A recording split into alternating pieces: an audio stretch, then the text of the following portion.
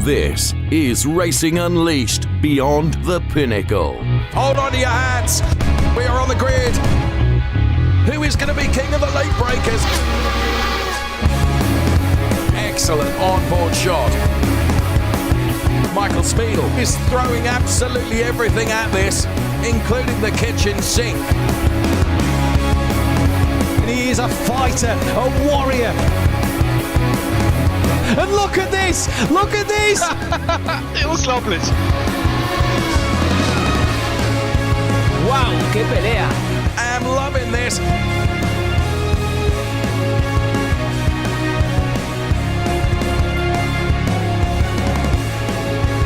Take your hat off and give him a bow. He's already in the lead and now he can sail off into the sunset. This is Racing Unleashed. All right, so welcome to the Racing Unleashed lounge in Zurich. We're doing camera to camera here. So this weekend I'm presenting for the Racing Unleashed show right here. Check out this guy's camera. It's making me feel quite inferior. But anyway, it's a pretty big one because this weekend I'm taking part in my first race. And I've been checking out a lot of the guys which I'll be racing against. It turns out these guys are ninjas. So I'm going to sneak in after hours to check out these sims and get my own seat time in between presenting for this show. So it's going to be a hell of a weekend. All right, so this is an example of the sims we're going to be racing in. Fully hydraulically actuated, tensioning belts, incredible force feedback wheel. But I'm not the only guest in this race. I'm also going head-to-head with none other than Fabian Vettel, who thinks he's fast, but I reckon he's going to be getting a look at the sponsorship on my rear wing. This will definitely be a tough one for you. I will make sure that I will go flat out, pedal to the metal, and I'm going to give it my all to make sure that the only thing that you will see is my exhaust from the rear. See you on track. I know you got plenty of experience on track, but you've never been racing against me before. We're getting used to the sponsorship on my rear wing. But first of all, let's make sure to have clean and safe racing on track without disturbing any other challengers, because they are going for the championship. Hello and welcome to Racing Unleashed here live from Kemptall. I'm Matthew Duffin, your host for today. And what a show we have for you this afternoon in the Challenger League, joined by Mr. James WW, aka James Walker, and Fabian Vettel, who will both be taking part in today's Challenger League race. And we are joined by them now live from Zurich. They're looking at us like we should be saying something. And I don't think they can hear us at the moment, but they are both here, ready for this weekend in the Challenger League.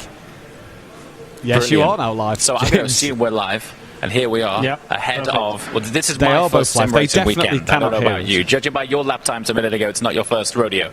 No, officially it's not my first sim race. I've done some, but just for myself with friends. But on a sim racing event, my first time also. He's very humble. I just saw his lap times. They are disproportionately good. So anyway, here we are, the Racing Unleashed Zurich Lounge. It's cool because we are effectively attached to the Zurich airport. And the idea is that we're going to play rock, paper, scissors. Oh, that's a great idea. Decide where we're going to be for the knockout. So. Okay, but until 1 or until 3? Yeah, 3 is good. Okay. Okay. Rock, 1. paper, scissors. Oh. Rock, paper, scissors, shoot. Oh. 1. 1. Fuck. 1. Ah, what's good? Oh shit. Oh shit. Match point. Okay. You ready? Oh! Oh no. Okay, if it was only that easy every time. You're starting from pole. Apparently. So there we go then. Mr. Right, JWW will be anyway, starting from... The idea is we're about to line up on pole. We are actually guesting. We are guest seats in this race. So what's actually taking place is that it's quite a serious race for everyone else involved. There is ultimately real money at stake here. So while we're here for a good time, we also don't want to get in the way of anyone else. So we might be having our own battle. That should be the main task for us, to not be in the way of everybody. Brilliant. Good morning, guys. We're at the Circuit de Catalunya. We're in Barcelona, and let's see how we get on. So stay tuned. Stay tuned indeed. I'm not sure if James and Fabian can hear us, but James, you're on pole position. I spoke to you yesterday off here. how are your nerves going to be for that one? I don't think we can hear them. I don't think they are in touch with us at the moment. Hopefully we'll be able to get in contact with them a little later on in the show. But there you saw a game of rock, paper, scissors in which determined which driver will start on pole. And James Walker, Mr. JWW, will be that man to take the pole position. And Fabian Vettel, the pole position for the knockout qualifying, I should say, which will obviously determine our grid later on. And I spoke with James yesterday. He was very nervous going into this one. So hopefully he's got the seat time he needed yesterday and then can get forward into it. Let's go and check out with Mr. JWW now about Barcelona. All right, welcome to the Circuit of Catalonia, Barcelona, Spain, and this is a beautiful blend of high-speed corners, high-speed braking points, and it's going to test the balance and endurance of these drivers. The circuit is just over 4 kilometers in length, and it's going to be a fascinating one. This is one of the drivers' favorites, namely because they spend a lot of time in real F1 testing on the circuit. These guys have also put a lot of seat time in on the run-up to this race, so keep a close eye out. It's going to be a really tight battle. We're well into the season at this point, and things are getting really spicy. And the ranking for the Challenger League then looks as follows. This will be the knockout grid order. It will be Mr. JWW, I believe, on pole. That's saying Fabian Vettel. Adrian Abella on row 2 with Sven Kusnel. David Reusler then behind him with Michael Farland, Valentin Georgiev, Antonio Rivoli and Joshua Hader rounding out the top 10. To the second page then, Mikael Frey, Fabian Mayer, Borja Zarzo, Andren Kiefer, Yannick Pleshter, Yannick Schmidt, the two Yannicks close together, Tiziano Caponio, Lorenzo Haider, Marcus Valverde and Ciro Zambra. And then rounding up the ranking for the Challenger League is Sinan Demirbas and David Seed then. So that's how they'll line up in the knockout session coming up a little later on. And obviously Mr. JWW and Fabian Vettel have a big task ahead of them because, like they said in that intro there, they don't want to get in the Challenger League drivers' way, but they also want to be competitive and put on a show for you guys at home as well. And it's going to be a fantastic afternoon. We'll be hearing from Fabian and James a little later on, no doubt. So, Circuit de Barcelona, Catalonia, a very tricky, challenging circuit for these drivers. A track of 2 parts, really, sectors 1 and 2. Very fast and flowing in that tight final sector. The drivers will have to navigate and get round. And based on the times we saw over the qualifying period to qualify for this Challenger League weekend, some impressive lap times was set. Into the gear up session we go now then, and we're on with Borja Zarzo at the minute, currently P13 and doing a fantastic job here with Michael Farland. No Nico Farland this week, which is an absolute shame. He is unwell and his reserve driver is also under the weather, so it's a shame to not have Nico Farland out there on the track with his father, but dad duties for Michael Farland, and he's the one taking to the track. This man, David Seed, an important weekend this weekend. He's got a lot of stuff to do. That's not the right corner there, David. You might want to make sure you get that one right for the knockout and the race later on. But David Seed this weekend has a lot to do with no Nico Farland here, can really outscore one of his rivals in this championship. All he has to do is outscore Marcus Valverde, and it'll be a fight between the top 4 going into the next race. For David Seed, though, with Nico Farland not here, that puts Nico Farland on the back foot already in this championship battle, leaving Ciro Zambra and Sinan Demirbas the only 2 really able to fight him. So for David Seed, a good race today is very essential. Mikael Frey then, just getting 2 wheels on the grass there as he comes into the middle section of the lap and is just running the curbs a little bit more than he'd like here, just dipping a wheel or 2 over the curb and onto the grass over it and compromising his corner exit as he gets the straight bang on. Brake late as you dare for the hairpin. And obviously this is the old configuration of Catalonia. We obviously know in real life it's been redone, and the hairpin in this section here redeveloped, but for these guys. It is the old configuration. Sinan de Merbas, a 1:22.4, the fastest time we've seen registered, with Valverde just 400ths off the back of him. Obviously, lap times don't mean anything in this gear-up session. It is just about drivers having a bit of a warm-up and getting used to the track and the conditions, getting a feel for the simulator and the car, and making sure they're fully prepared to go into the knockout qualifying session. Then Lorenzo Hayder has gone P3, 7/10 off of Sinan de Merbas, as we start to see the times coming on the board. And keep your eyes out for Fabian Vettel and James Walker. Mr. JWW's lap times on there. Where will they put themselves in the order? Marcus Valverde coming into the middle sector here then, and he currently 400ths off the back of Sinan de Merbas, and I'm sure that every little bit of time he gets around this track, he knows what he's got to do. He's really got to score some big points over David Seed today to stay in this championship fight, and he's really got to make sure that everything goes his way in this race. A lot of work for this man to do, who, let's not forget, earlier in the season was David Seed's biggest contender.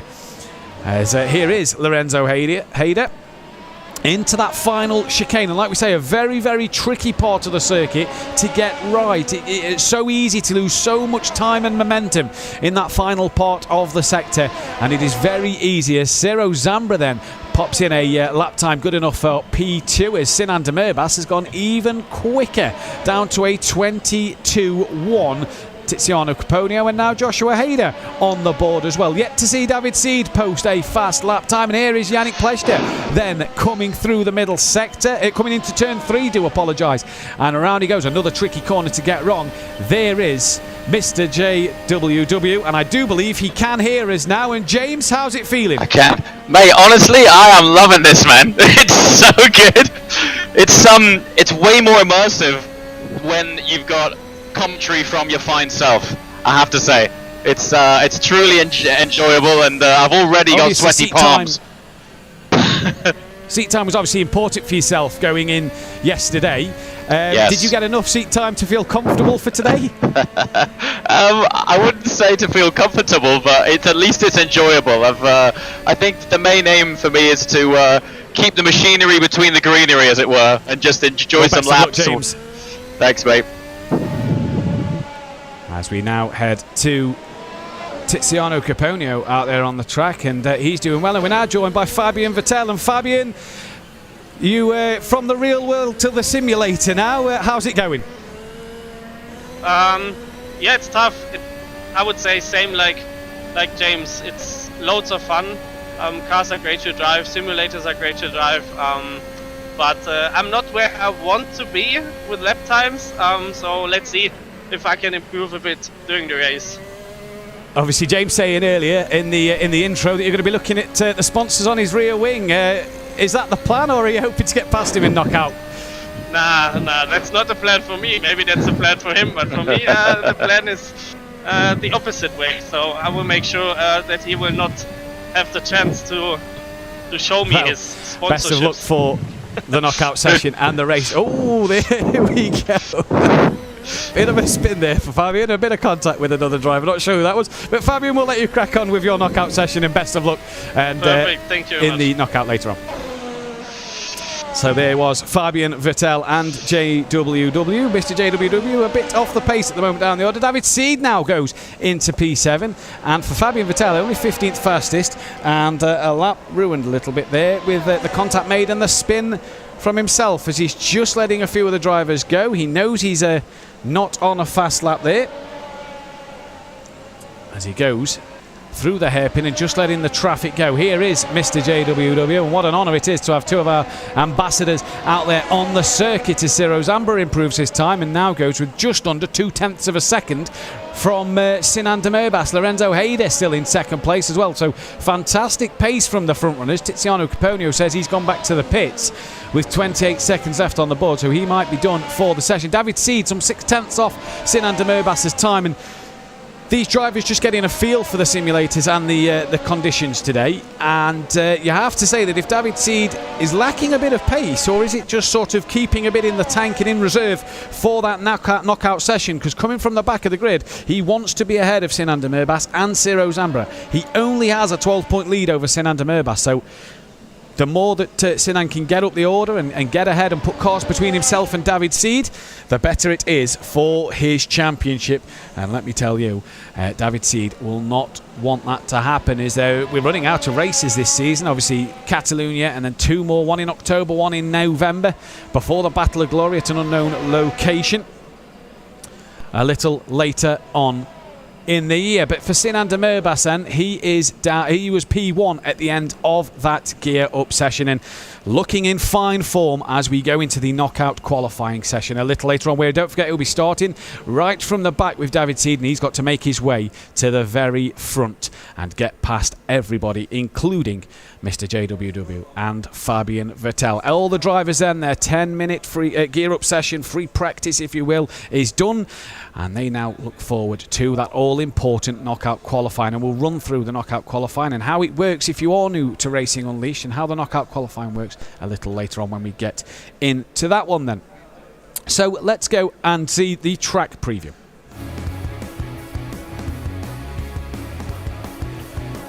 The Circuit de Barcelona Catalunya, the pre-season test track for Formula 1. 4.675 kilometres, 9 left-handers and 7 to the right.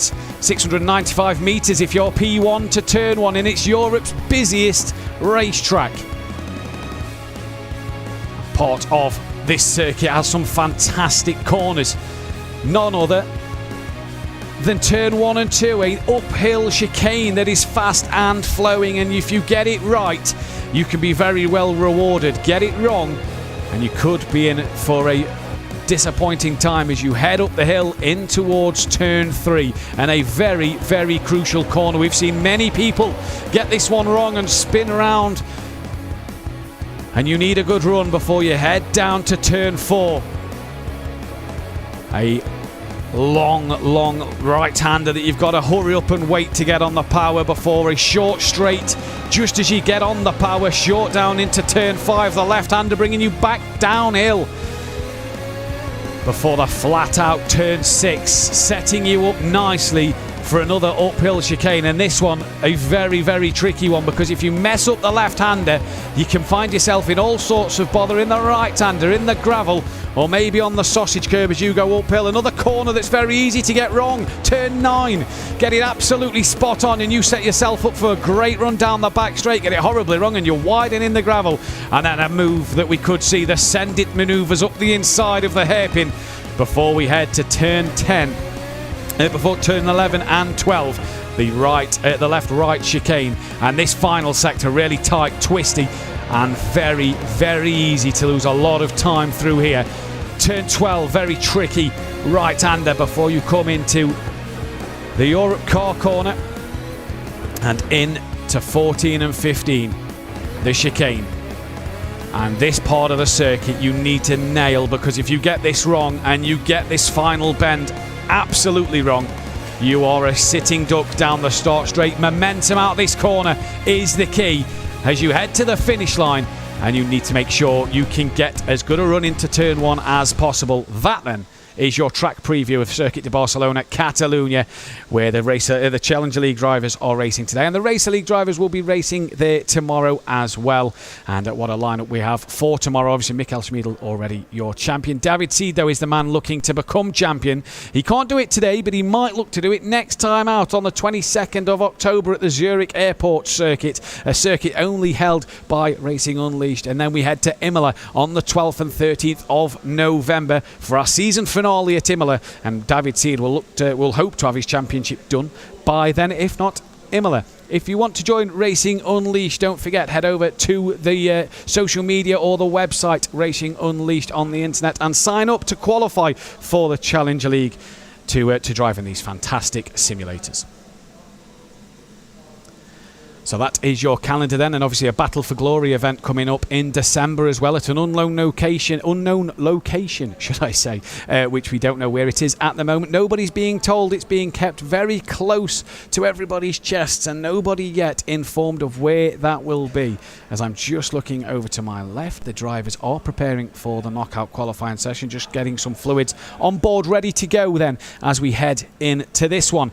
Here though is the current grid order then. Fabian Vettel from Mr. JWW for knockout qualifying. Adrian Abella in P3. Sven Kusnel in 4th. David Ruisler in P5. Michael Farland P6. Valentin Georgiev 7th. Antonio Rivoli in 8th. And Joshua Hayder lines up in 9th. Michael Fry then P10, Fabian Meyer in 11th with Borja Zarzo 12th, Andrin Kiefer P13, Yannick Pleshter P14, Yannick Schmidt in 15th place, Tiziano Caponio P16, Lorenzo Hayder, Marcus Valverde and Ciro Zambra bringing up the bottom of that screen. And the two to start at the very back, Sinan Demirbas and David Seed then have a difficult task to get through the order and make sure they get themselves as good a starting position as possible going into the race a little later on this afternoon. And they have a very tricky challenge on their hand because the Catalunya circuit, it is not an easy one to overtake on, as drivers may find. Everybody lining up then on the grid, ready for knockout. And here we go for this wonderful, wonderful session. We are just waiting for the safety car to pull away. And the way knockout works is you get one guided lap in which the safety car will do one lap. There is no overtaking. You go in grid order and you have to stay behind the safety car. Tyre preparations, make sure your brakes are at a good temperature, make sure everything is okay to go as you then head for that one guided lap behind the safety car. And then we've got laps 2 and 3, which are 2 laps that you go racing. You can overtake drivers and you can, try and fight for the positions and work your way through the field without no elimination. The minute we get to the end of lap 4, though, this is where things start to get really, really interesting, because at the end of lap 4, we start to lose the bottom 2 drivers on the list, and whoever's the bottom 2 drivers in the standings will be eliminated, and that will be their provisional grid spot going in to the race later on. And then from lap 4 to the end of lap 5 and so on and so forth until we have our grid order. And for Fabian and JWW, where can they get in this session? Where can they get in this qualifying? Because they'll want a good grid start and a good grid positioning. As here is Fabian Vettel behind the safety car and just preparing his tyres and his brakes and making sure that everything is working correctly and everything is all ready to go. And there is Mr. JWW then, who is also fully focused and preparing his tyres and brakes and getting ready to go. Into the final sector we come now, and the safety car will pull off at the end of this. Here's a man that's got a mountain to climb, if you will. David Seed, race winner last time out at Spa, but knows what he's got to do here. It effectively his home track, Catalunya, really, based in Madrid. David Seed racing on home soil in Spain today, and will really want to make sure that he gets as good a start as possible. As look at all the drivers here being backed up. And really this final part of the track, as Fabian Vettel then out the final corner, ran wide on the gravel, and there's all sorts of chaos behind. A spinner coming out the final corner, not quite sure who that is, but from the rear view of Fabian Vettel you see Mr. JWW didn't get the launch that he wanted as the safety car pulled into the pits, and wow, gets an almighty whack up the inside. Excuse me, and that is him off at turn 1. And I think it was Michael Farland that's had the spin, because he's the man who's dropped down the order. Now then for Fabian Vettel, he's got away, and who is that? Oh, chaos coming through turn 3, and that is Sinan Demirbas, Mr. JWW and Marcus Valverde all involved in that incident there then. Lorenzo Hayder now on the back of Tiziano Caponio, looking around the outside, and look at the traffic jam. When we said earlier it was Europe's busiest track, we wasn't joking, because the amount of traffic here. JWW then a mountain to climb if he's to get back on the rear end, but I'm sure it is all just practice laps for him and trying to get used to these simulators before the race later on.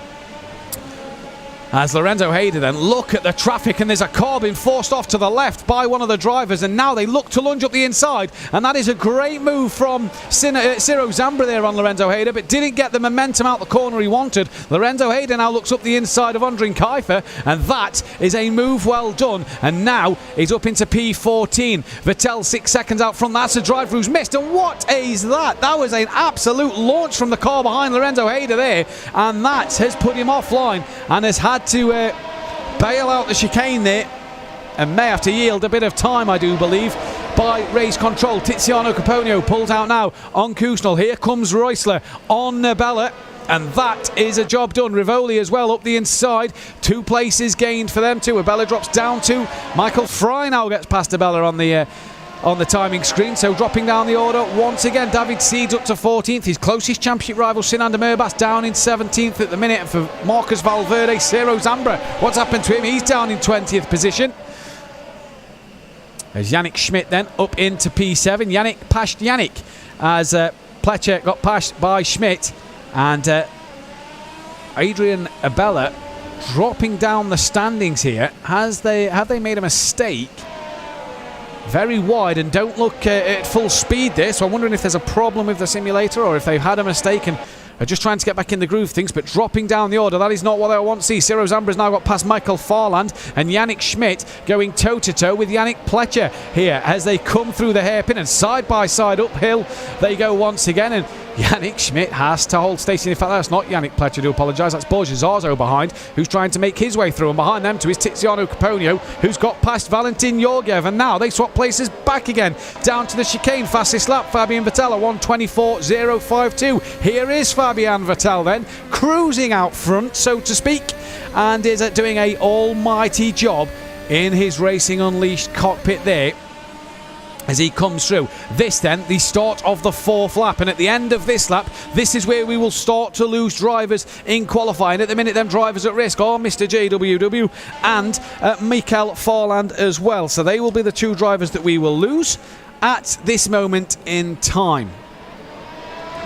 David Seed moving up the standings a bit as well, and Joshua Hayder then, he's dropped down the standings at the moment and has just lost out a bit of time there.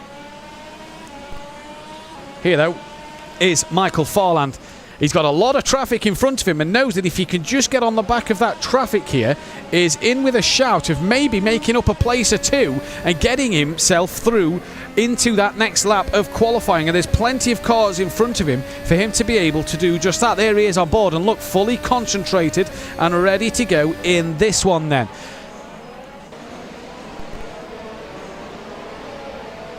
Lorenzo Hayder, P10 at the moment, and all over the back of Valentin Georgiev, wanting to make sure that he can get himself a couple more positions in this one, as Ciro Zambra now goes up into P15. Sinan de Murbas is now into 17th place, as well as Joshua Hayder getting himself up into P18. Fastest lap, Tiziano Caponio, a 1:22.892, so he is flying at the moment out there. And no one else's lap times are coming close at the moment. But here comes Lorenzo Hayder. Great manoeuvre up the inside at turn 1. And that puts Georgiev now under pressure from Fabian Mayer, while still trying to attack the back of Lorenzo Hayder. And there you go. I said about turn 3. Very easy to lose the rear of the car. And that is what Valentin Georgiev has done. And I do believe Abella has lost the rear as well at turns 1 and 2. And I think then that puts Mr. JWW out of this qualifying session. In knockout then, he will start P21 after being hit early doors and having a few mistakes early doors. I'm sure he'll hope to bounce back from that in the race later on. But for Andrin Bella then, Joshua Hayder as well, they're the 2 now at risk, and you have to say that the young man isn't really going to make it through in this one. Adrian Bella is some 4 seconds behind Joshua Hayder. He's 2.5 behind Farland. And Andrin Kiefer, who wants to start making some moves, because next lap, he'll be the man in trouble. Don't make moves like that. Make moves on the track, overtaking, not wiggling on the curb. And he held on to it very, very well. And that was a scary moment, I'm sure. Ciro Zambra fastest lap now, a 1:22.353 as Borja Zarzo looking up the inside of Yannick Schmidt. No can do there, and here comes Tiziano Caponio. Here is Borja Zarzo in Madrid, having a little look. He's still got plenty of time at the minute. He's up the order, so he knows he's got laps in hand at the moment and can regroup and attack the back of Borja Zarzo a little later on. We have lost then Joshua Hader as well.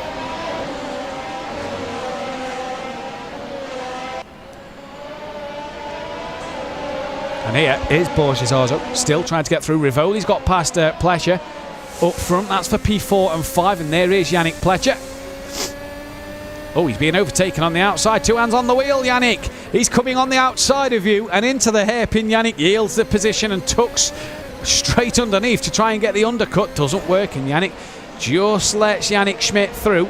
And the two Yannicks still going at it here then. Borja Zarzo will now be looking on the back of Yannick Pleasure now instead of Yannick Schmidt. Then Fabian Vettel absolutely flying out front. Lorenzo Hader and Fabian Mayer and Kusnel. David Seed, Ciro Zambra, Marcus Valverde make up places as well.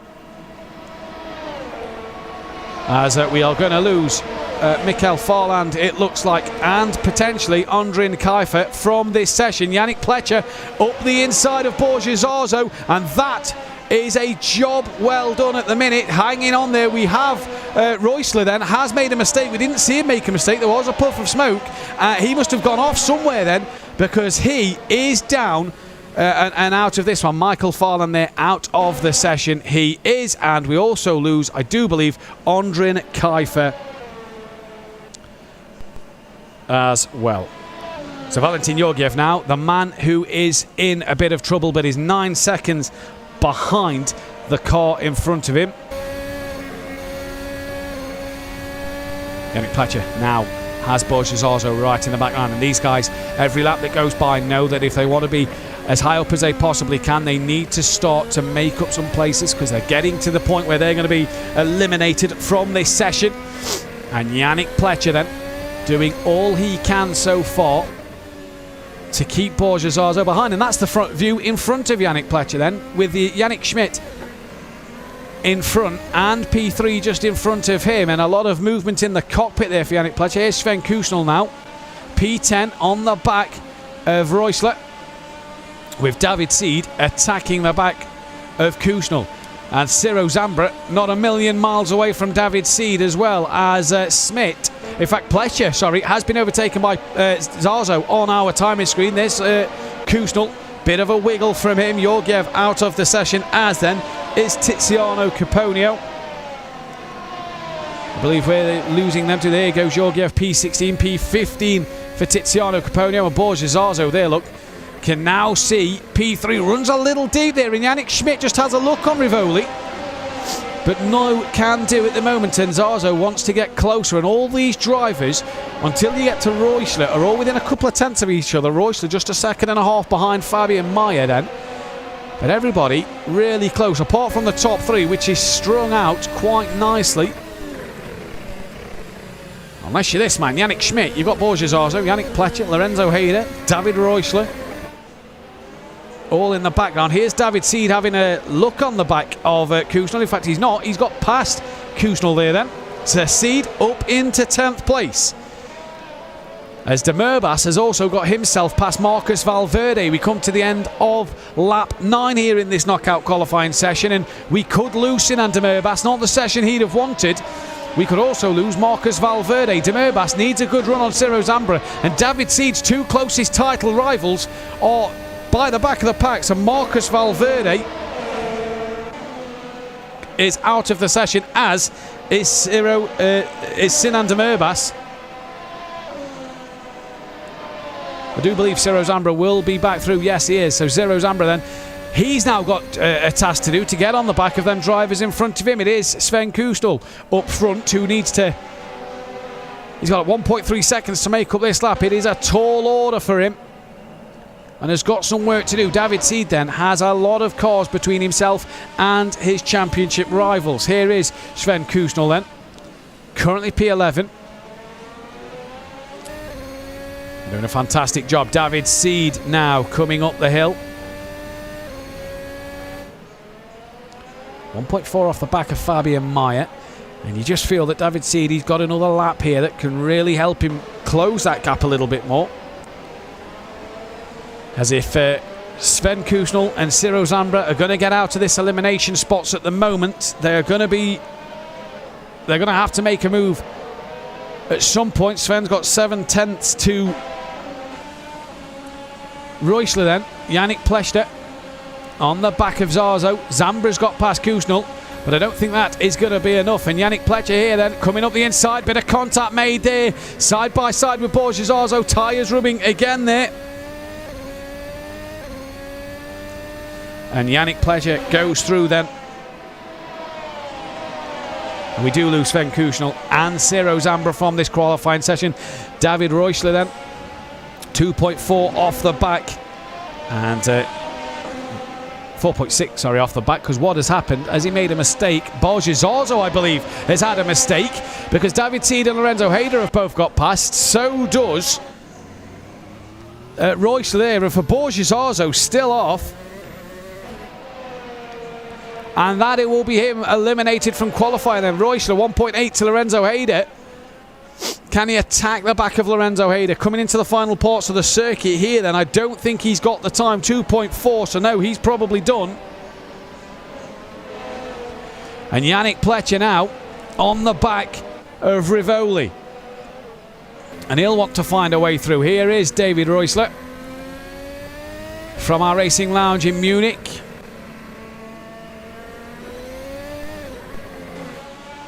And a top 10 start it will be. Obviously, all these results are provisional. The race control will already be starting to look through everything and make sure that it is all above board, and the results are as follows. So Zarzo P10, Reusler P9. Now then, the battle for P8. Here comes Borja Zarzo. Crosses the line. And it's a bit of a disappointing look on his face here. It was running very well at one stage for him. David Seed now back in that elimination spot. 2.3 ahead of Lorenzo Hayder. And on the back, no longer anymore, because what has happened to Yannick Pleshter? What has happened there then? Because he's gone off and is some way down the order. So for Yannick, what has happened to him? A mistake somewhere has meant that David Seed, will get one more lap and can attack Meyer for P5. This just puts more cars in between himself and his championship rivals. Fabian Meyer from the rear wing of Fabian Meyer. As Fabian Vettel, his gap has been cut down to 1 second here. It was 6 seconds at one stage. And Michael Frey over a second faster last lap. So they're all charging on the back of Vettel late in this knockout session then. And for Lorenzo Hayder and for Yannick Pleshter, it's going to be P7 and 8 provisionally. What happened to Yannick? David Seed, though, pulls out, looks up the inside. Job done. Thank you very much. P5 for him at the moment, which puts Fabian Meyer down in P6. Now, David Seed has got that to do to make sure that he... in fact, I think Fabian Meyer has made a mistake somewhere, because he is well behind David Seed already. So David Seed needs to gain 1.9 seconds on Rivoli to stay in this knockout qualifying session. That is a tall order, but when all your championship rivals are already eliminated and the grid's looking in your favour at the moment, is it a bad thing, P5? Here is Fabian Vettel then. He had a 6-second gap at one point. The gap's now down to 0.2 of a second, and he's got Michael Frey all over the back of him. And we're seeing Vettel here. Hopefully now, he's coming under some pressure. There is Frey putting Fabian. And this then is for pole position in the race later on. Obviously, provisional results going at the moment. Slipstream will take effect here, and down this long start straight at Catalunya. Look at Frey pull him in. Vettel defends early then, and we are going to lose Meyer and David Seed in this session. And here comes Frey right around the outside, later on the brakes, and Vettel yields that place. And for Michael Frey, job done. And look at the crowd gathering in the background there behind Fabian Vettel.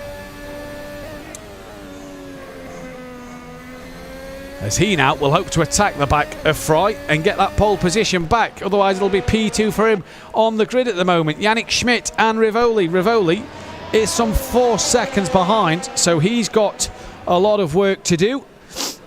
And Yannick Schmidt not really in this fight as well.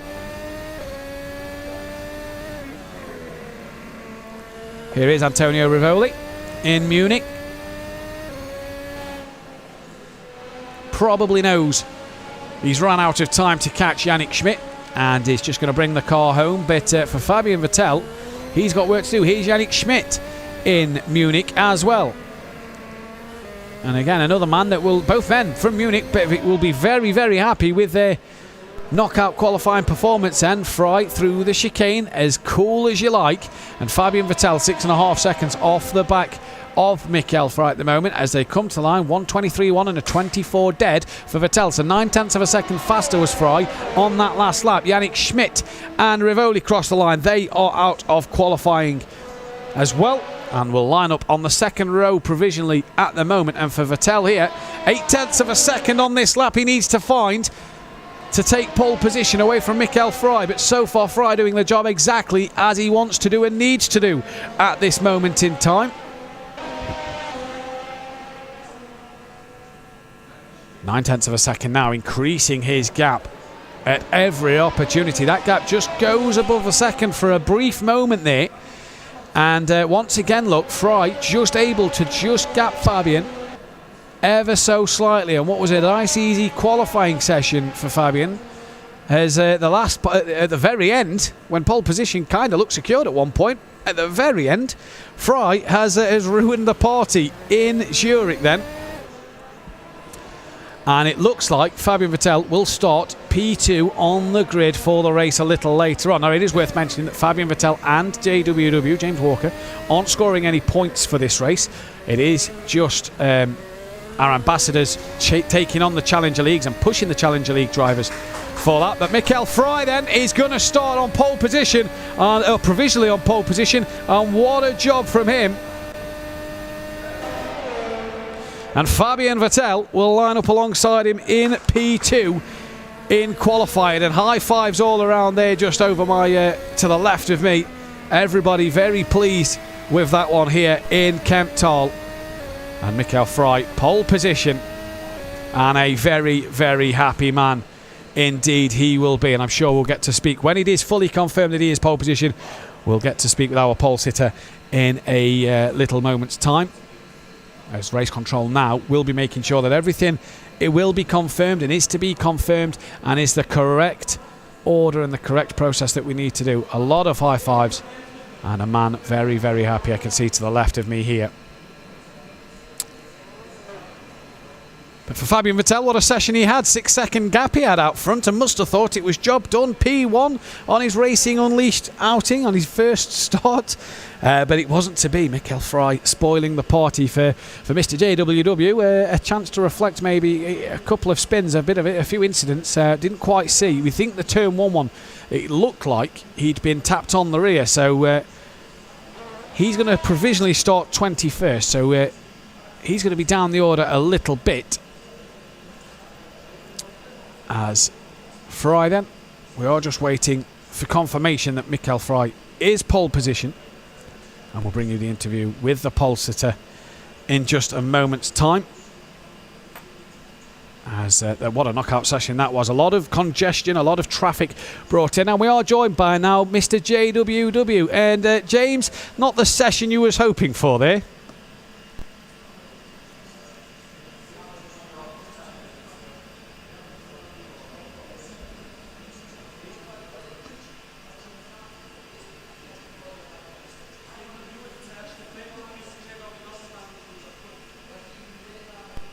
Starting by the back though, before obviously race control do their thing. A good chance maybe for you to learn and overtake a few drivers and put on a bit of a show for us from the back.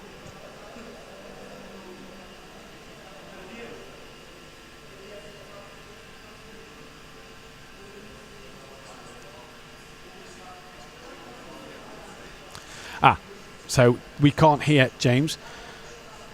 Or the audience can't hear James, should I say. So apologies for that one. We'll hopefully get James back with us and a chat with him later on, and I'm sure we'll hear from Fabian as well. Just connection problems at the moment seem to be an issue, so we will hear from them a little later on. Still awaiting, though, confirmation on the pole sitter, but I tell you what, looking in front of me here, David Seed P5 provisionally at the moment, and his closest championship rivals are down in P12 and P11 of Ciro Zambra and Sinan Demirbas. Sorry, P13 and P11.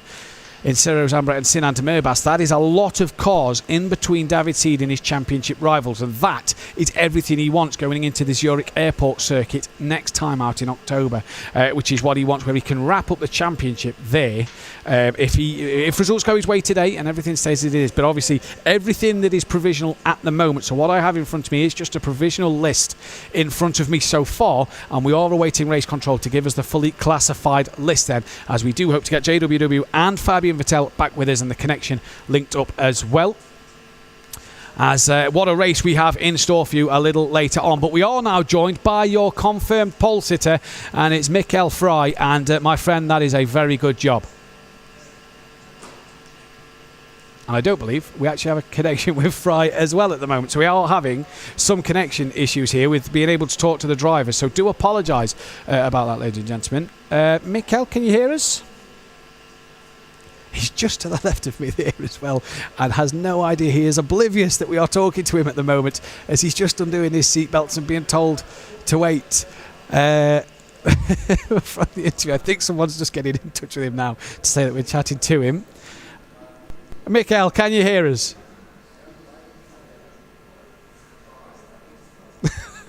There's a look over. Yeah, I believe we're just having a few connection problems at the moment and cannot hear from Mikael Fry. Yeah, I believe we are just having connection issues, and he cannot hear us at the moment, which is a shame. We can't speak to our pole sitter just yet, and we will get these connection issues sorted, and we will get these interviews brought to you as soon as possible, and at the end of the race as well. Oh, what a day. What a start to the day as well. The knockout qualifying session. And if that congestion and the traffic in the middle part of the track was anything to go by tonight, later on this afternoon will be fantastic to see, because the drivers will be fully racing from lap 1 and everything's going to go through. Let's go through the recap of the Racer League. It's green and go then in the Racer League, and it's a great start from Alejandro Sanchez on the second row of the grid, who's already looking to make some moves into the source. Around the outside he goes, 3 wide into there, and everybody through relatively cleanly. We've got a spinner in the background. Alejandro Sanchez now up to El Rouge. To the outside he goes, and he's going to look to try and attack. Roger Mort up into El Rouge, backs out of that one very sensibly, and now can try and slingshot his way through before Kevin Abbey can try and get past him. To the outside of Mort he goes, as Kaufman is attacking Vandenberg up front. And look at this, oh, a tap on the side of Sancho's car there, and now a tap on the back of Mart from Kevin Abbey, and there's a big incident then coming down the Kemmel Straight. Alejandro Sanchez manages to come away for P3, but look who's behind him. It's his title rival Michael Schmiedel. He's now attacking him once again, and this is an all too familiar sight for Sanchez. Schmiedel right around the outside. Will he brake later than Sanchez into the chicane? Loro can only watch on from the back, and Schmiedel on the brakes a bit earlier, and Sanchez turns in and taps the side of Schmiedel. Be careful on the rejoin, indeed he does, and stays ahead. Here comes Schmiedel having another look, and I tell you what, Sanchez, he is a brave man at the moment, and he is a fighter, a warrior in this championship battle with this man behind him. Up El Rouge they come. Look at the launch Schmiedel got. Will he do what David Seed does yesterday? He tucks underneath now, and you feel that this run is going to be all important. Vandenberg could be an absolute blinder, and look at this, side by side they split Vandenberg into Lecombs, and Sanchez somehow keeps hold of it. Schmiedel tries around the outside, now on the inside, can't get it done, and has to tuck back in behind. Schumacher Hakkinen-esque there from these two, and what scenes we have here at Spa. Roger Mort down in 19th still. He's 2.6 off the back of Haas. Here though comes Schmiedel. Angelo Mikel on the right hand side, your screen making moves, and Schmiedel now, he's already reached top speed. Here comes Sanchez backing him round the outside of Lecombe, and Schmiedel now gets the move done. And did Sanchez there lose the car? I'm not sure. Mikel all over the curb, and the rumble strips off the track. You get the feeling that if Schmiedel gets past Ivan Kufman here, it'll be game over. Pulls out now, he's going to go round the outside. Flat out, not a lift there from Schmiedel at all, fully committed to this. How late does he brake? Kufman tries to outbrake him. Oh, Schmiedel! Bit of a rare mistake there, touches the sausage curb, manages though to hang on to it and get the move done. But Mikel Schmiedel here, he's going to win at Spa, and he's going to win the Racer League Championship here at Racing Unleashed. Alejandro Sanchez across the line for a P2. Great fight from the pair of them. There it is, there we go. And a P3 for him, a round of applause, and a very, very happy man. I'm sure that'll go on the mantelpiece at home with a place of pride.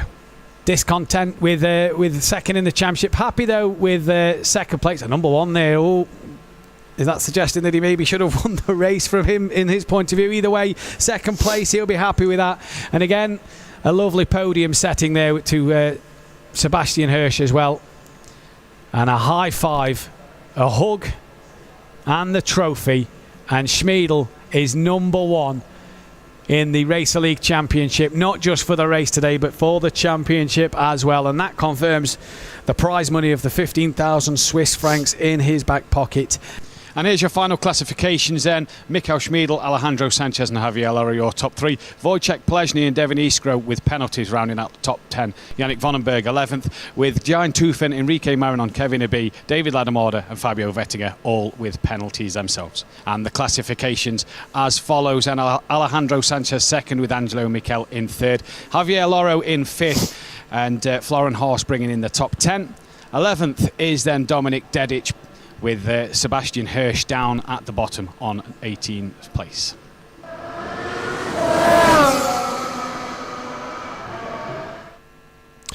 Apologies for the connection problems. We are having a few sound issues at the moment getting to speak with JWW and Fabian Vettel. Let's say some congratulations from Fabian and James himself. All right, speaking of fast drivers, honestly, massive congratulations to this year's Racer League champion, Mikel Schmiedel. The racing has been unbelievable to witness. I think this guy has got a raw, pure talent, and to see you on the track and to experience you in the room is going to be a real honor. So once again, congratulations. It was really, really awesome to watch you managing, going through the whole field without forcing any collisions. Really important, of course, and that's how you are winning championships. And I do believe we have Fabian and James with us now. And guys, that was an interesting session, wasn't it? Yeah, interesting is a good word. Yeah, it was intense, I would say. I got to say, mate, congrats on that session. Was just to watch it was fantastic. Mine was short-lived. It was so I was pinged off on turn one. So from there I had another practice session. Yeah, for me, man, I nearly lost it when I started the race. So this was really, really close call. But after that, yeah, I had the chance to manage the race in the end. The guy, I would say, was 3/10 quicker. But normally I'm 3/10 quicker than I just drove. But great race, great performance of him. So clean racing in the end. Yeah, clean racing. I have to say, from my part, sorry, Matt, the immersion of the experience when there's other cars on track. It's the first time I've been in the sim with other cars. It adds a whole new dimension to it. I thought it was fantastic. And obviously we're going to get two different points here. We're going to get Fabian you from the front at the race and James you from the back. Obviously, James, you're going to put on the best show by overtaking everybody to get to the front. And Fabian, you're going to try and help him out. That's the plan, you see. Take one for the team, just spice up the entertainment factor. Yeah. Yeah, but for me it's quite difficult to help him because I'm starting on 26 cars between us. I just need to crash everybody into turn one. There you go. I will help you. That's it. Yeah. And obviously, guys, as well, the video we just saw there, the congratulations to Mikel Schmiedel on the Racer League. What a season he's had. Yeah, great performance, I would say. So, congrats to him again. You know, witnessing the skill of these guys, it's not until you get behind the wheel yourself. I mean, I'm standing next to an esteemed driver here, but to see the skill of these guys in a sim is fascinating. So it's, yeah, so far, so awesome. Looking forward to the race later on. I'm sure that you'll both put on a fantastic display. Thank you. Thanks. Beers open. And I do believe we can hear from the pole sitter then, and it is Mikael Fry, your pole sitter, and I do believe we can speak with him now, and here he is. And that was a fantastic knockout session from yourself. Yeah, it was quite hard. The start was very difficult. You know, there were many cars bumping each other, and I have to get through, but I managed it quite well. And yeah, at the end, I just could go a bit faster than Fabian Vettel, and I got him at the end, yeah. And it was a big gap to Fabian Vettel at the start when you got to P2, and you managed to close that gap very quickly and get past him at a good speed. Yeah, it was at the beginning. I was just looking, okay, I saved P2, but then I saw, okay, I can go faster, and I won't throw the car away. So I thought, yeah, why don't try it? And at the end, yeah, it worked. So quite nice. Going into the race later on, you start on pole position. What's your thoughts? Yeah, it will be quite difficult because the second row will have the slipstream, so we have to make kind of a wall, P1 and P2, to manage to stay in front, and then we just have to try to go our pace, and if we manage to do this, I think the win, or at least the podium, should be in there. It depends on how fast the quicker guys than me, like David Seed and Zero Sambra, are catching me up, so yeah. Well, we wish you the best of luck for later on. Congratulations on pole position. Thank you. And there then you can see the prize money for the Racer League and the Challenger League. And if you win today's race, if you're Mikael Fry and wants to win the race, 500 Swiss francs in your back pocket, all the way down to 10 for top 10 finish. And there you see for the season, 2,500 Swiss francs for P1, down to 1.5 for second, a grand for third, 750 down to 50 at the end. Prize money for Battle of Glory then, 1,000 Swiss francs if you win the Battle for Glory in December, down to 20 for the Challenge League, and you see there a bigger prize fund for the Racer League drivers as well, and that's where everybody's hoping to be, in the Racer League. And to get there, you've got to finish at the top of the championships, and I'm sure that David Seed, Ciro Zambra, Sinan Demirbas are all looking to get that one step closer to being in the Racer League next season, as the championship is coming towards an end. Only 3 races left to go.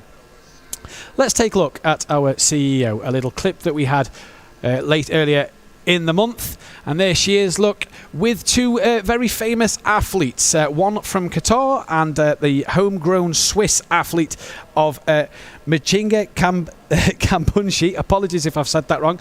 She is a Swiss sprinter who is the fastest Switzerland female sprinter.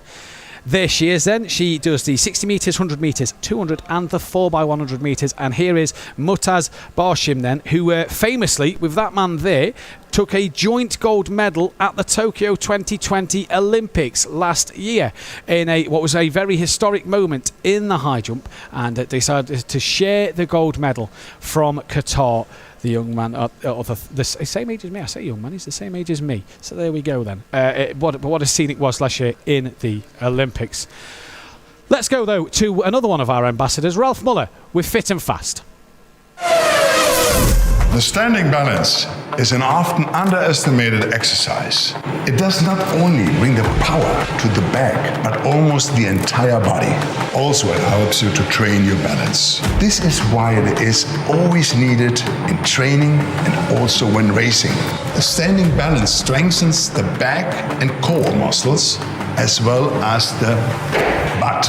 The classic standing balance is that you stand on one leg and lower your upper body forward, while the other leg is stretched and lifted backwards. You really have to concentrate on this one. The upper body and the lifted leg should form a line. Keep the hips in one direction. Please note that the hip of the lifted leg is not turned out. You can also bring the arms next to the head to make the exercise more difficult. You feel the whole body. It's not like only the legs, the stomach, the back. The whole body is right now really tied up. Work both sides 5 times each. And if you keep moving, you always don't have to stretch it from the beginning, and you can a little bit bring it in. Okay. Racing Unleashed. Get fit with a gladiator. This is Racing Unleashed Beyond the Pinnacle. Hold on to your hats. We are on the grid. Who is going to be king of the late breakers? Excellent on-board shot. Michael Spiegel is throwing absolutely everything at this, including the kitchen sink. Look at this. Absolutely brilliant stuff. Disaster strikes. Unglaublich. Wow, qué pelea. I'm loving this.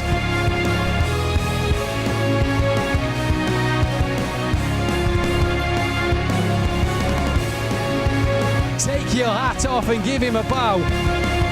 He's already in the lead, and now he can sail off into the sunset. This is Racing Unleashed.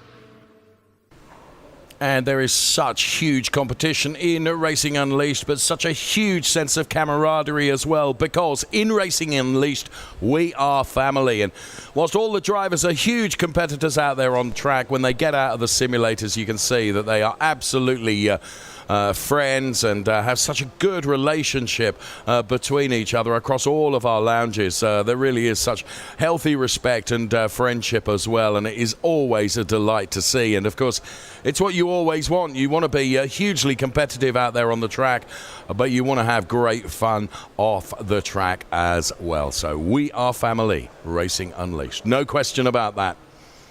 Green and go!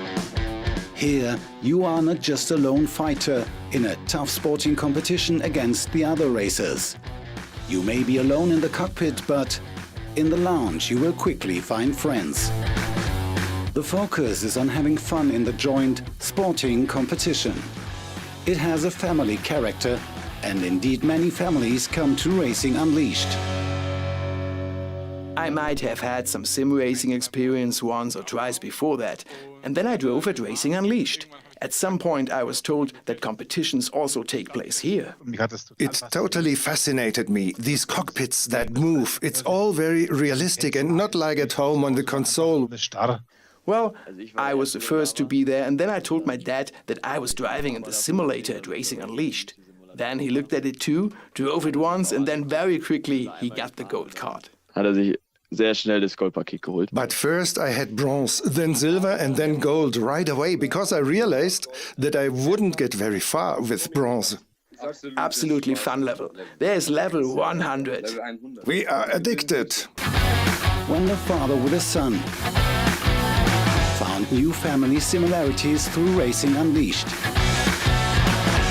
Karl Hirsch is always there when Sebastian Hirsch is chasing points.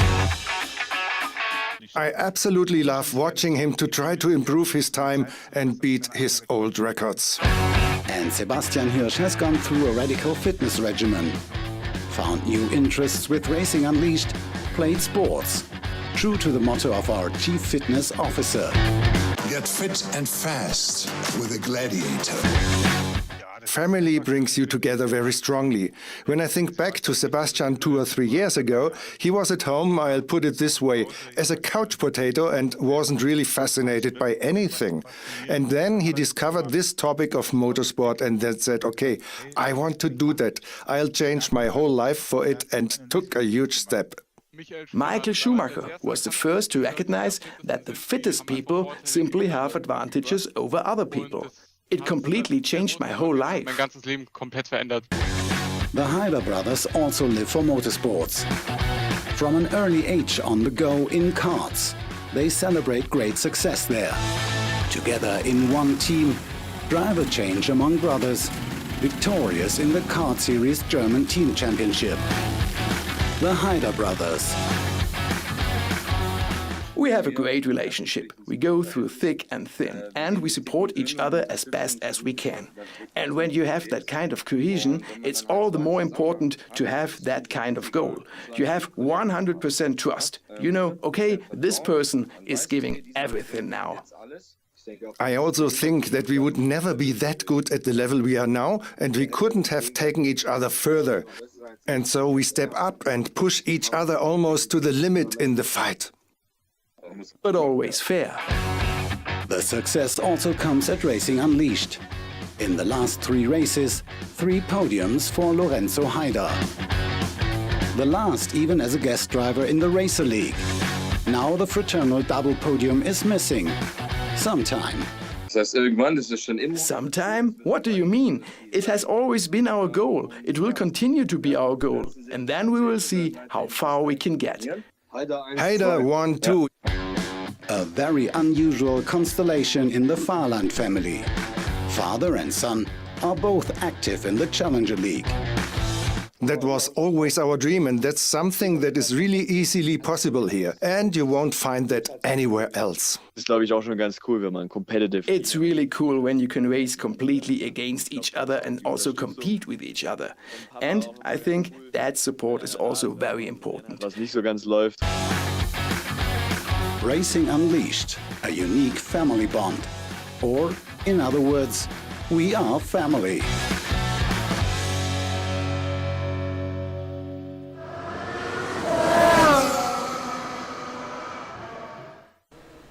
Hugely competitive out there on track, real family friends off the track. So there you could see, and what a great film that was. So we are family. Right, going from P21, Ondren Kiefer then with the loudest shirt in Racing Unleashed this weekend. There's no question about that. What can he do from P21 on the grid? We are bringing you our grid animation for the race to come here at Silverstone. Matthias Uverkirk then to the right-hand side of your picture goes from P20. Borja Zazo going from P19 on the grid. So that is the 10th row of our grid at Silverstone. To the 9th row, where we find Patrick Haberman, who you may recall started the knockout qualifying P1. He completes the qualifying P18, and Sinan Demirbaş, he goes from P17. And Sinan then involved in losing out a load of positions. Now, first part of the Farland family is Michael. He goes from P16. Really rather lovely kiss from his partner there to wish him well. And then it's Astrid Vollenweider going from P15. All smiles as well. They're situated in our lounges in Munich and Calm, respectively. Julian Machas Dalla Rosa goes from Munich P14. And the first of the Haider brothers then, it's Joshua, who is going from P13. And he sits literally a couple of meters away from my studio here and he is ready to go in Kemptthal from P13.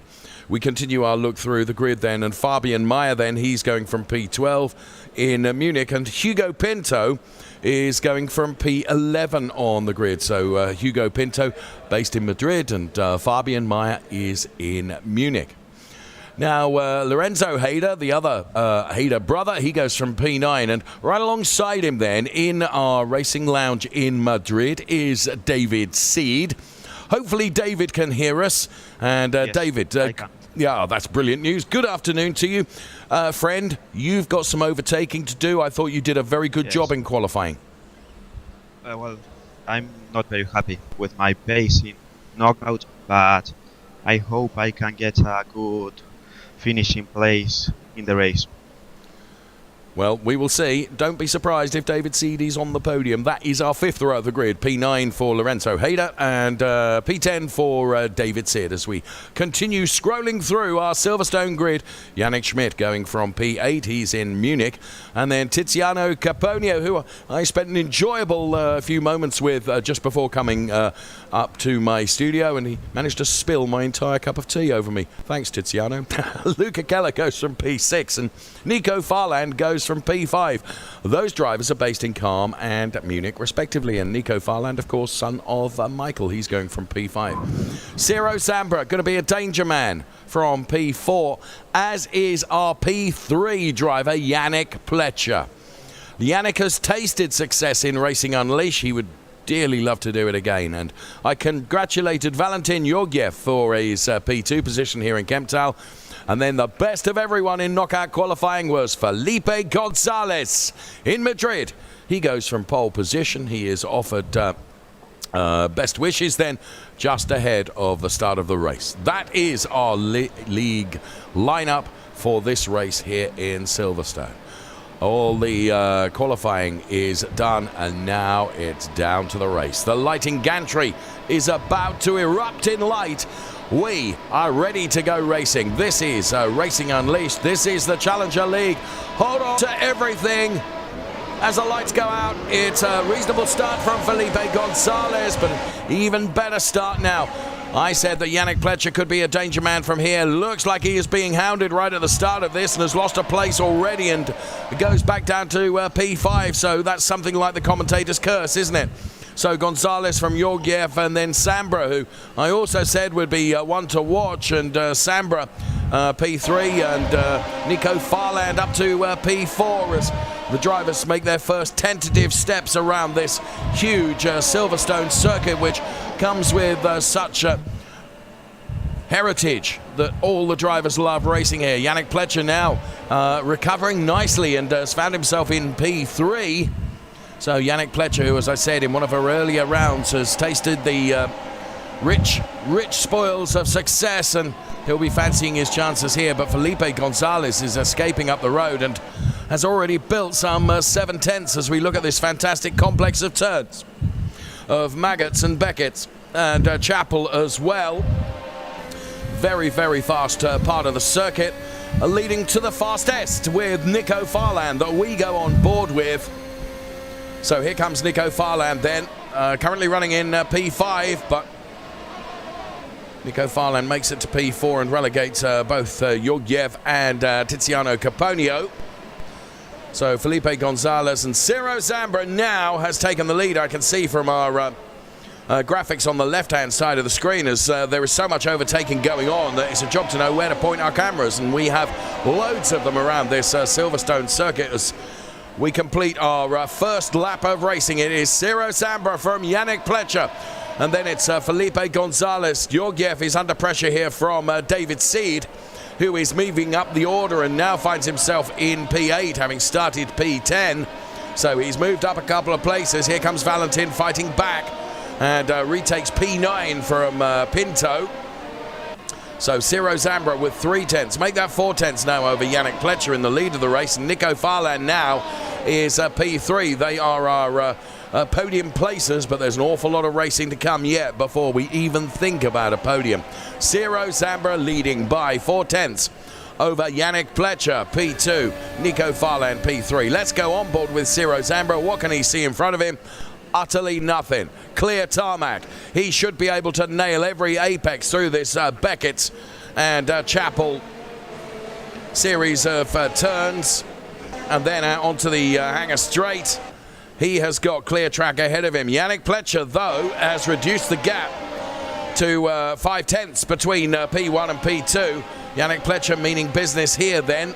Discretion the better part of valor of that little overtake. And David Seed now chasing down hard. He's currently running in P8, having taken up a couple of positions already since the start of the race.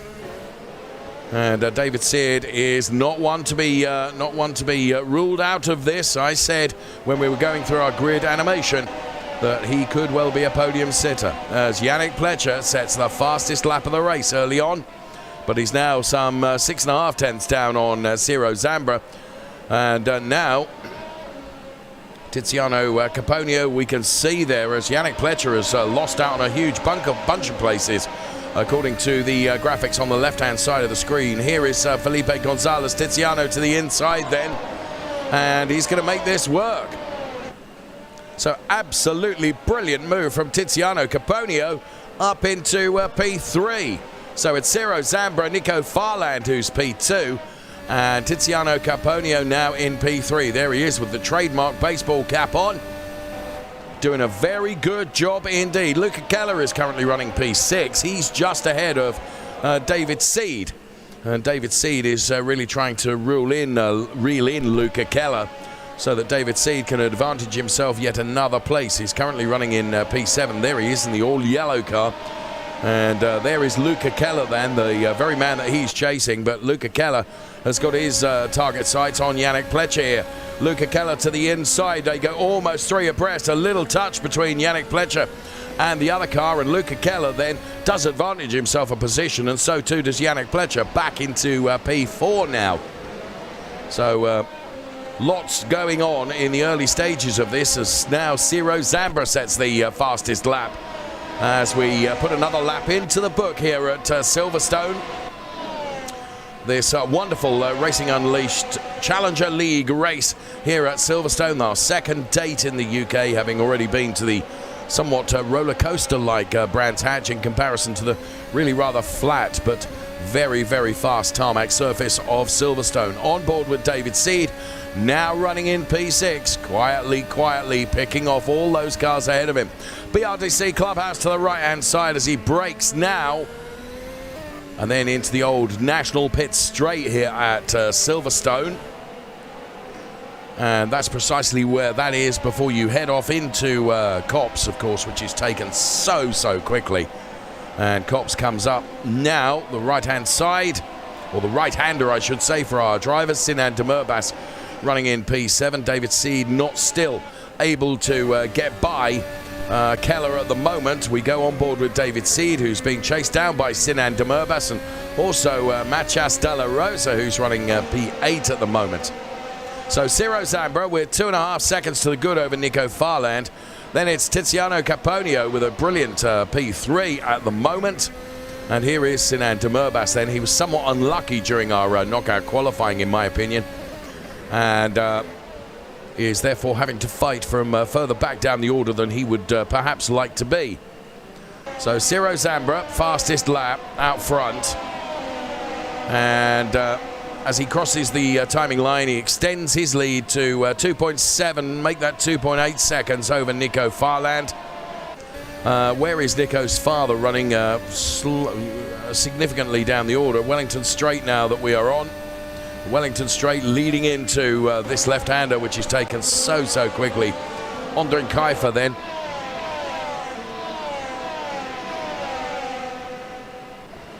So Michael Farland running in P18 at the moment with his son Nico in P2.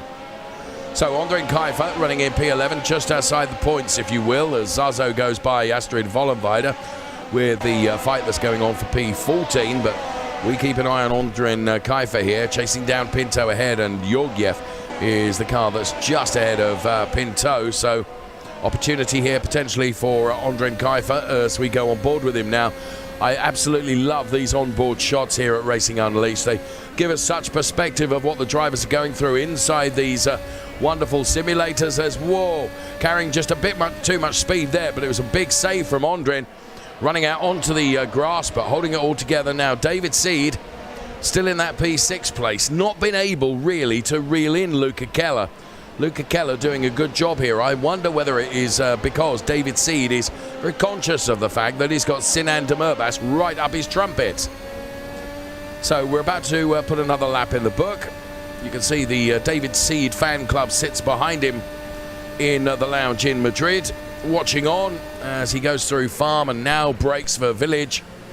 And he does get closer now to... oh, and there you can see Sinan Demirbaş. I said he was looking very aggressive, and sure enough, he has taken it to David Seed. David Seed now having to take very big defensive moves here to prevent Sinan Demirbaş from coming through. Now, Sinan on the outside there was never going to be able to make that work. But this is why David Seed has not been able to really get by Luca Keller. It's because his rear view mirrors have been full of this car, the car of Sinan Demirbaş, as we're down the National Pit Straight now, on board with David Seed, who breaks away just a little bit from Sinan Demirbaş now. So it's Zambra from Farland, Caponio, Pletcher, Keller, and then this fight that we're watching. And it's great that we're staying with this, because there are 3-4 drivers here who all effectively could be after this P5 position. Here comes David Seed. Is he going to be king of the late breakers? Dive to the inside? No, he's not. I'll tell you what, Luca Keller took just a little bit too much curb there. Did it unsettle the car? No, he appears to have it all completely under control. Now rounding the final turn to put yet another lap on the record charts here at Silverstone. And it's another lap on the record charts with Luca Keller staying in P5 and preventing David Seed moving further up the order. Through farm we go. And now, an opportunity for David Seed. He had to be bold there and had to be committed to it, and he was. And now David Seed has received some of his own medicine back again. And he still stays ahead of Luca Keller and Sinan Demirbaş. That was a very, very aggressive move from David Seed. He had tried everything everywhere to try and get by Luca Keller and had failed, so he had to be bold and ambitious, and he certainly was there. There was a little touch between the two of them, but David Seed, after many, many laps of waiting, has gone through now into P5, and you can see he is quicker because he's been able to break away a bit from Luca Keller. Although that could be just telling the story of Luca Keller now having to defend from Sinan Demirbaş and Maciej Dalla Rosa and Ondřej Kajfer as well. So there is Sinan Demirbaş. And David Seed then has really broken away by 5 or 6 car lengths between this little gaggle of cars that are contesting this P6, 7 and 8 position. And we're on board the P8 car now of Maciej Dalla Rosa. We're on lap 7 of 20 here at Silverstone, and whilst all this has been going on, Ciro Zambra has just been quietly going about his business in the lead of the race. This is Julian Maciej Dalla Rosa, based in Munich, in our lounge there. Carries so much speed through farm. Absolutely not letting off at all. Great driving from all of our drivers. Zambra from Farland, from Caponio, the top 3. Then it's Yannick Pletcher, David Seed. Then this gaggle, this Luca Keller, Sinan Demirbaş fight that's going on with Maciej Dalla Rosa and Kajfer, and also Lorenzo Haider trying to buy into it as well. So Luca Keller and Sinan Demirbaş then eventually exchange positions, and Sinan Demirbaş goes through. And now he's got to set about trying to reduce the margin that David Seed has on him now, as David Seed is trying to reel in Yannick Pletcher for P4. I said right at the beginning of the race that a podium place for David Seed was not potentially out of the question. We'll see when it gets towards the end of the race. We're not even at half distance yet, with Ciro Zambra extending his lead still further, 4 seconds over Nico Farland in P2. Then a good showing from Tiziano Caponio in P3. Here's Julian Maciej Dalla Rosa then, also chasing after Luca Keller now, who has seen a number of cars go by him, regrettably. But Luca Keller, of course, with every turn, with every centimetre of tarmac, is still learning his craft here. Wonderful young talented drivers that we see in Racing Unleashed. Well, young and old talented drivers in Racing Unleashed. Age is no barrier, that's for sure. So Luca Keller pinpoint accurate through the turns, holding on to the car nicely, running in that P7 position. Sinan Demirbaş having got by, and here's Ondřej Kajfer, who could do without the moniker of P9. He'd rather have P8, and Ondřej doing everything he can to chase down. Now Ondřej is in our racing lounge in Zurich and is chasing down Maciej Dalla Rosa, who is occupying that P8 position at the moment. Now Zambra has settled on that kind of 4-second margin over Nico Farland. It's not really increasing by very much now. Just wonder whether Nico Farland in the second half of the race will be able to find something to be able to potentially take it to Ciro Zambra. So Julian Maciej Dalla Rosa and Ondřej Kajfer are contesting this P8 place. Love this shot as well. Oh, and that was a bold move from Maciej Dalla Rosa on the inside of Luca Keller, but he wasn't able quite to make it work. Here is Julian then into the club corner turn now, left then right, and then of course a more of a sweeping right round club, which brings you onto the start-finish straight, and we start on lap 10 of 20, which means when we're halfway through the kilometres around the Silverstone circuit, we will be at half distance within the race. And this is how Luca Keller is having to defend from Sinan Demirbaş, and now he had additional momentum there But Julian Manchester La Rosa was almost able to take advantage as well. And that's the trouble when you're hunting because you're being hunted at the same time. To the inside now, a little barge on the wheel. And that sounds the Luca Keller car around. And that will be looked at by race control. It does put Manchester La Rosa ahead. But Luca Keller really, really losing out there. And there was just the most innocuous touch on the wheels, but that is just enough. The cars and the drivers are at such limits that a little touch like that is enough to send the car around. And Ondrin Kaifer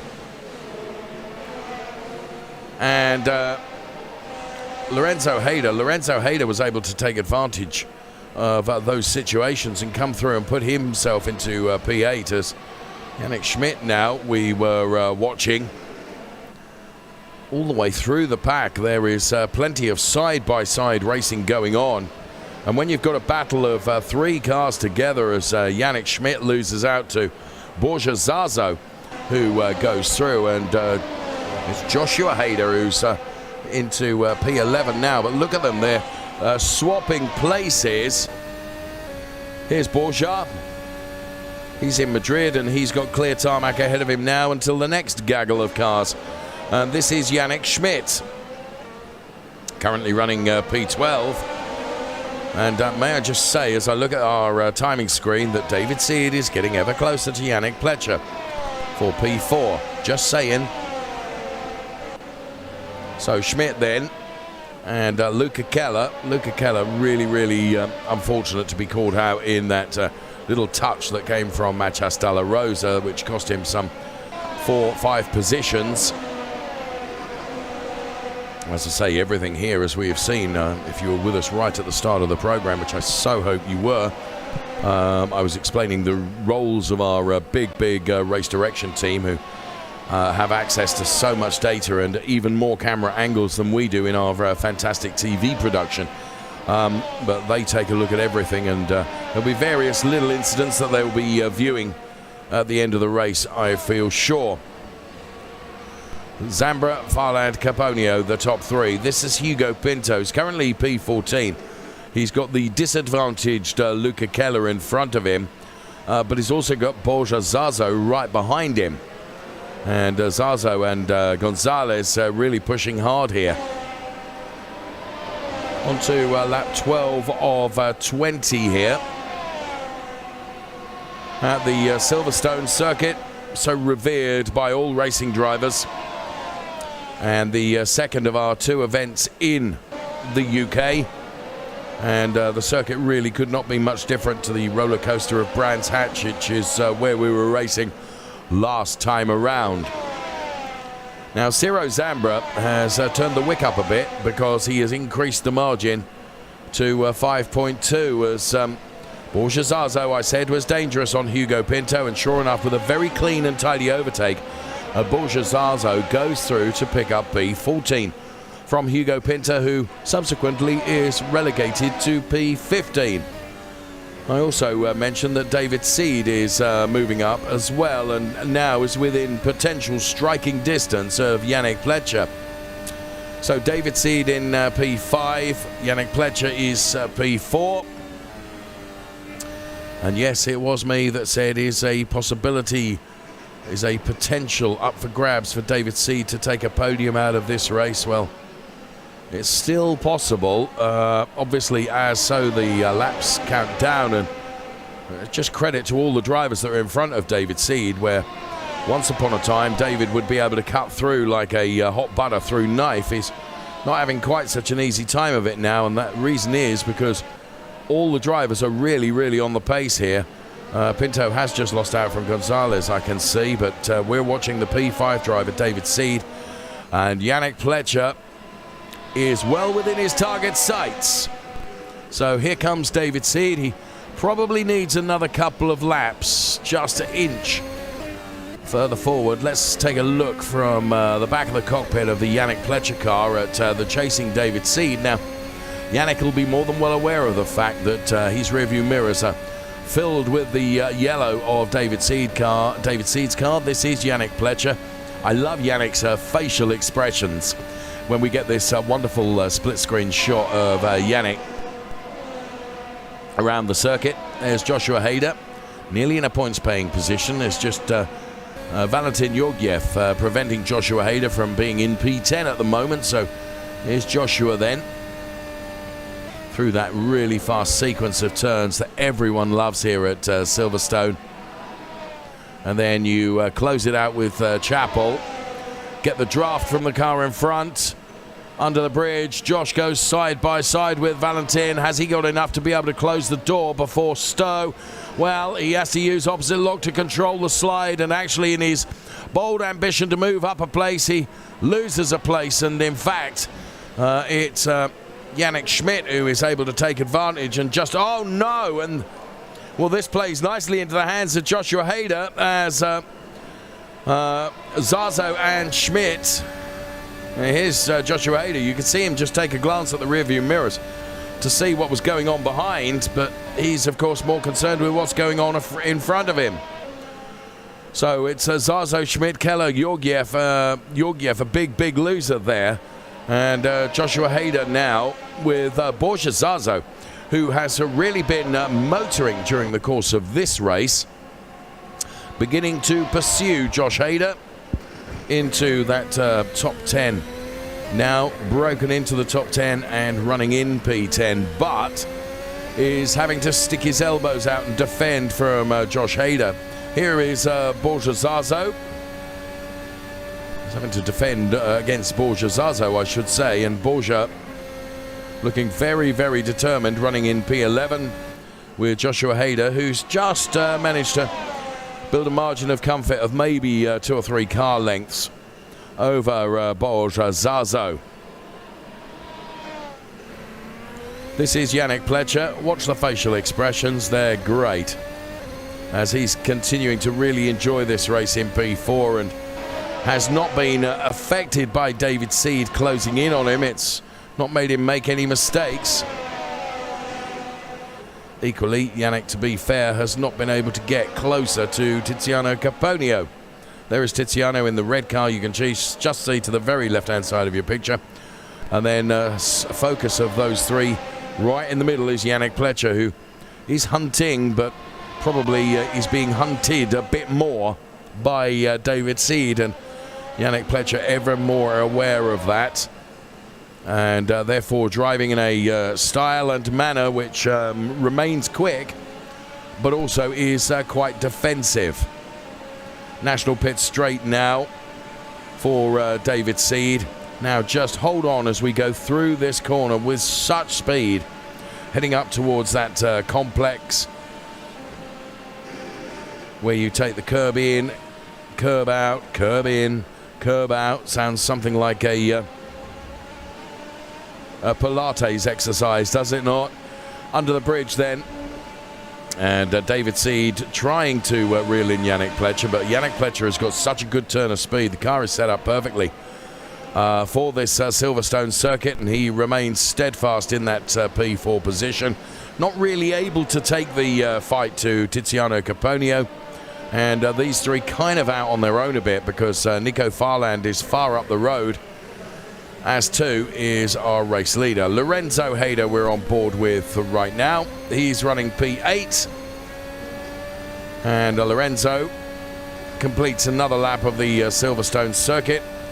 Lorenzo and Joshua then, brothers and fantastic ambassadors, if you will, for Racing Unleashed, as indeed all the drivers are. And as we saw with our wonderful film, we are family, great camaraderie. It all disappears when, of course, the guys get into the simulators and they go out on track. But once they're out of the simulators, great camaraderie and friendship between all our competitors. Ciro Sambra, 5.6 seconds to the good. David Seed. Well, Yannick Pletcher has just broken away a little bit from David Seed now, so Yannick is certainly not.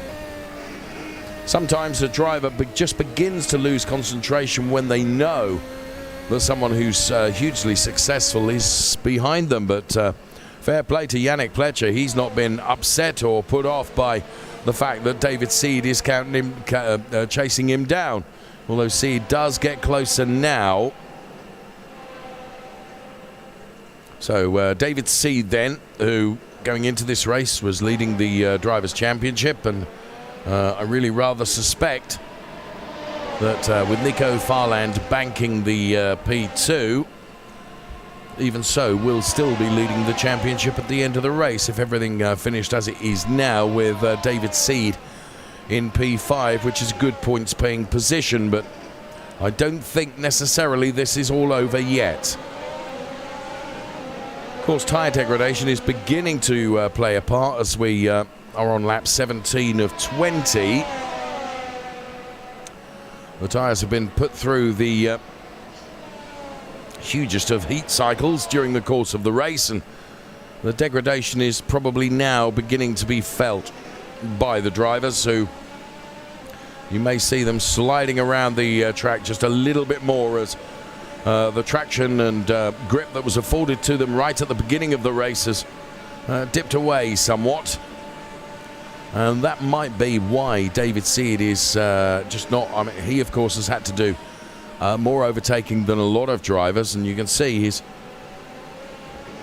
curb use is greater than that of Yannick Pletcher ahead, and that, I think, as Yannick Pletcher now goes for P3 to the outside of Tiziano Caponio. It's a long way around this turn, but that was a brilliant overtake from Yannick Pletcher, and I really didn't see that coming. So Yannick Pletcher goes through to pick up a podium place from Tiziano Caponio, who is here in Kemptal, and now Tiziano will be feeling the heat of aggression, if you will, from David Seed, who we're on board with now. And sure enough, David Seed up the inside, almost as if we'd cued that perfectly by script. David Seed goes through on Tiziano Caponio. Perhaps Tiziano is suffering from grip issues more than the other drivers. So Yannick Pletcher at the moment has the final podium place. Now, I rather fortuitously said that I felt David Seed is capable of a podium finish, despite his P10 starters.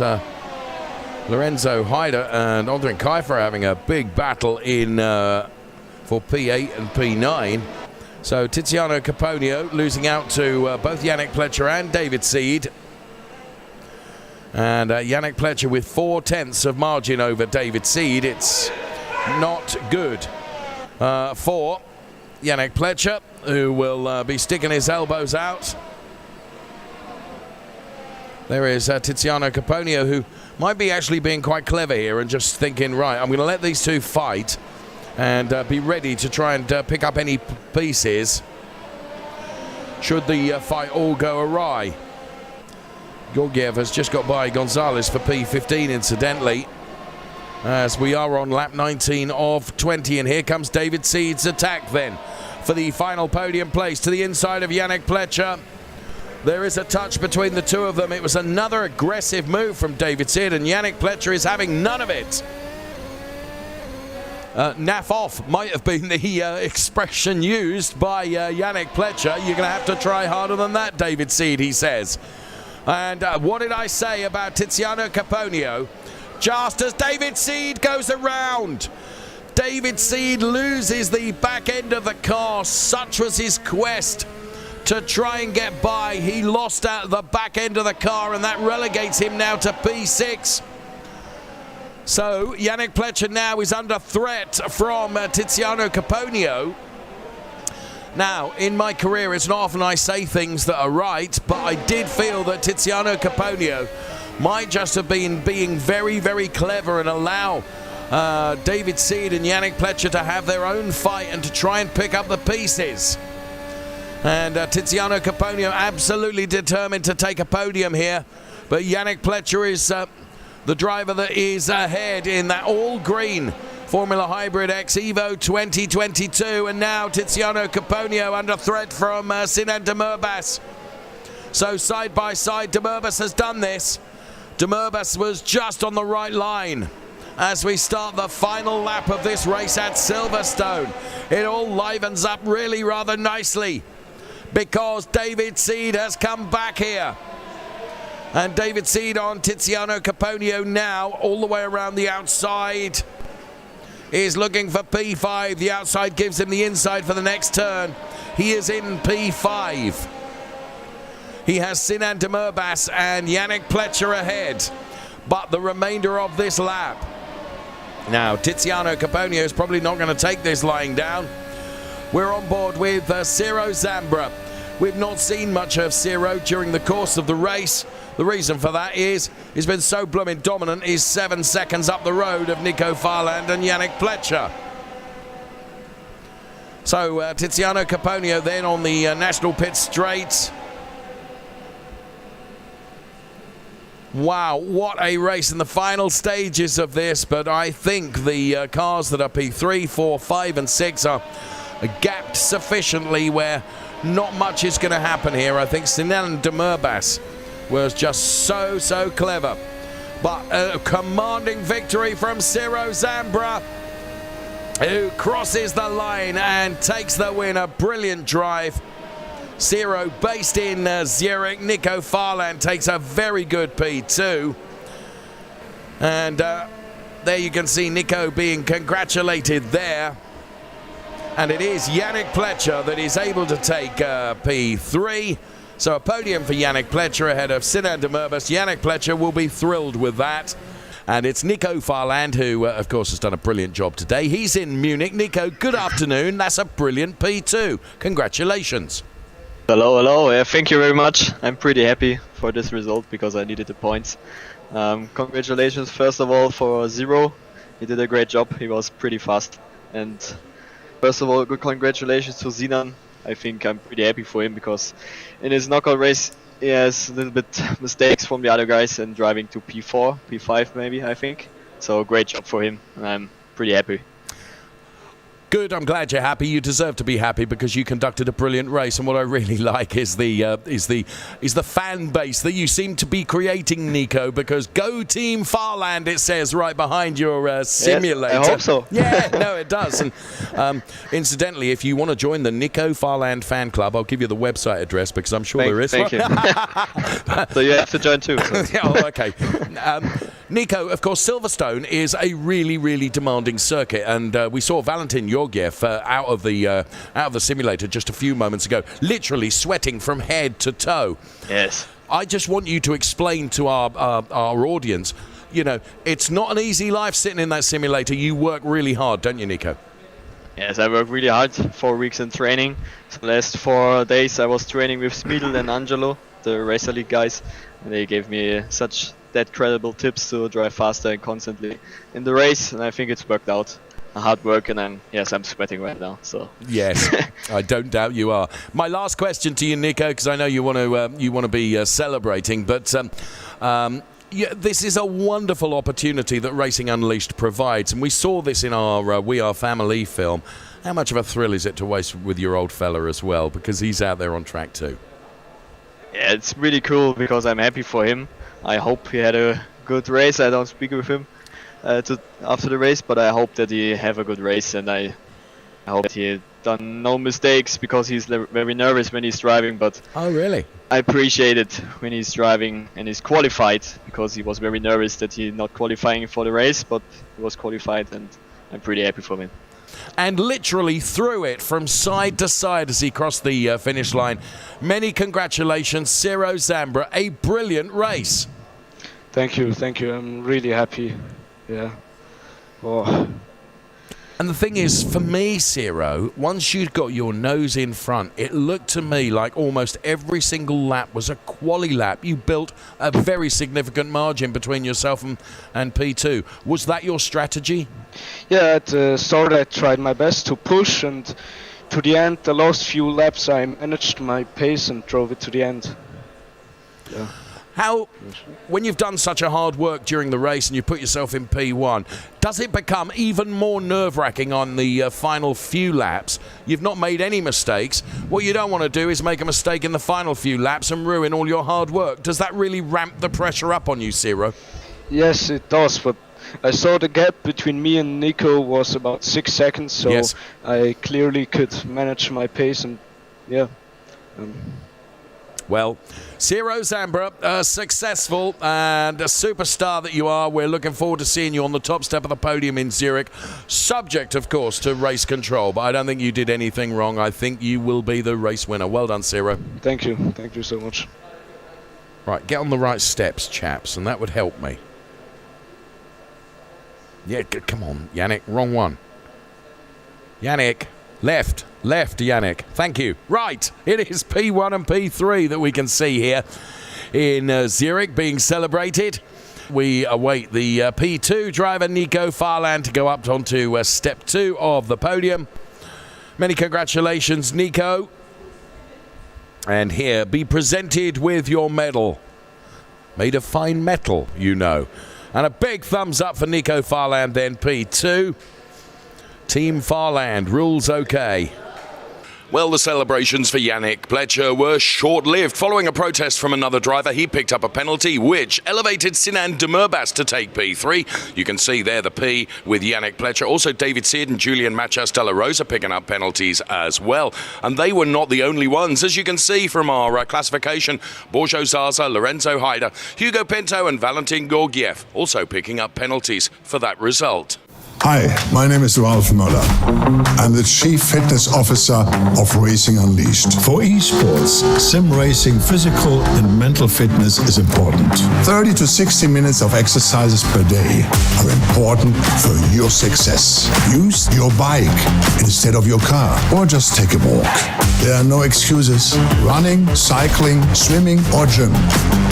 Just keep it going. So get fit and fast with a Gladiator. Racing Unleashed. See you soon.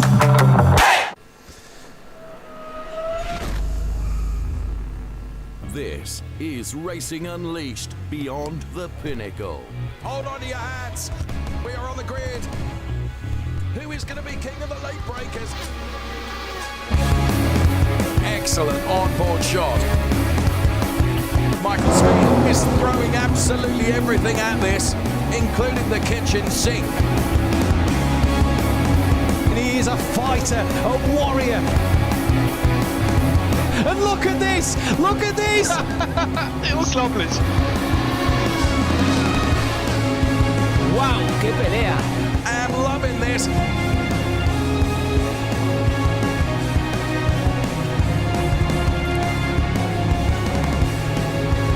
Take your hat off and give him a bow. He's already in the lead and now he can sail off into the sunset. This is Racing Unleashed. All right, so welcome to the Racing Unleashed lounge in Zurich. We're doing camera to camera here. So this weekend I'm presenting for the Racing Unleashed show right here. Check out this guy's camera. It's making me feel quite inferior. But anyway, it's a pretty big one because this weekend I'm taking part in my first race. And I've been checking out a lot of the guys which I'll be racing against. It turns out these guys are ninjas. So I'm going to sneak in after hours to check out these sims and get my own seat time in between presenting for this show. So it's going to be a hell of a weekend. All right, so this is an example of the sims we're going to be racing in. Fully hydraulically actuated, tensioning belts, incredible force feedback wheel. But I'm not the only guest in this race. I'm also going head-to-head with none other than Fabian Vettel, who thinks he's fast, but I reckon he's going to be getting a look at the sponsorship on my rear wing. This will definitely be a tough one for you. I will make sure that I will go flat out, pedal to the metal, and I'm going to give it my all to make sure that the only thing that you will see is my exhaust from the rear. See you on track. I know you got plenty of experience on track, but you've never been racing against me before. We're getting used to the sponsorship on my rear wing. But first of all, let's make sure to have clean and safe racing on track without disturbing any other challengers, because they are going for the championship. And welcome back then to Racing Unleashed here for the Challenger League. This is your final classification from the knockout qualifying session. Mikael Frey will start on the front row alongside Fabian Vettel. Row 2 will see Yannick Schmidt and Fabian Mayer. Row 3 of David Seed and Yannick Pleshter. Lorenzo Haider and Antonio Rivoli, with David Reusler and Ciro Zambra rounding out the top 10. On to the second page. And Sven Kusnel will line up alongside Borja Zarzo. Sinan de Mirbas alongside Marcus Valverde. What a task them drivers have today. Tiziano Caponio alongside Valentin Georgiev with Michael Farland and Joshua Hader side by side. Andrian Abella and Mr. JWW. And bringing up the rear is Andrin Kiefer on his own then. P21. Here's a few replays then of what happened, and there you see a dramatic start to the knockout session and a lot of cars all bunched up, and Valverde there looking for a gap that's very quickly disappeared, and that is what happened to Mr. JWW early on. Yannick Pleshter with a bit of a tap up the rear of another car into the side of the yellow Racing Unleashed Formula Hybrid X 2022. Joshua Hader forced onto the grass. That didn't stop him being fully committed, but maybe it should have done, and he should have maybe just backed out of that one. Luckily, nobody seriously off. David Seed with a little tap up the rear of one of his competitors then and sent him round, which caused another car to go off. Look at that car wide. As Andrin Kiefer, we saw that on air. A big send it on one of the Hader brothers. I can't remember which one. Joshua Hader, though. It was Lorenzo. That was it. Joshua Hader tapping wheels with the purple Formula Hybrid car. And Yannick Schmidt, that's a little late on the brakes and optimistic. If you're that man, this man was very happy. Mikael Frey with his P1, and high fives all around for him. He will start alongside Fabian Vettel. And this then is your lineup. And there is Andrin Kiefer, or there is his gloves and his headset. Not yet in the simulator at Zurich at the moment. He will hopefully be in that simulator before the start of the race. He will line up P21. In P20 is Mr. JWW, another man that's either turned invisible or isn't there yet. Adrian Abella, P19 from our lounge in Madrid. On to the next row of P18. Fist bumps. High fives from family and friends for Adrian. P18, Joshua Hader. And P17, Michael Farland getting ready for their race. And all strapped in is Farland. Hader just making sure he's fastened in and sat comfortable, ready to go in this one.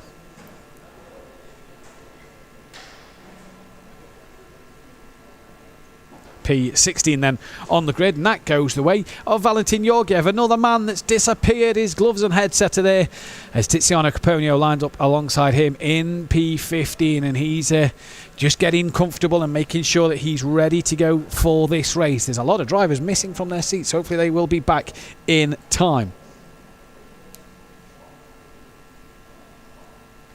Marcus Valverde sporting the blue headband with his entourage in the background. P14 for him alongside Sinan de Mirbas in Munich, ready to go in 13th place. And we can speak to Sinan. We're just getting him into the chat, but he will be P13 and we can get a word from him now. Sinan, can you hear us?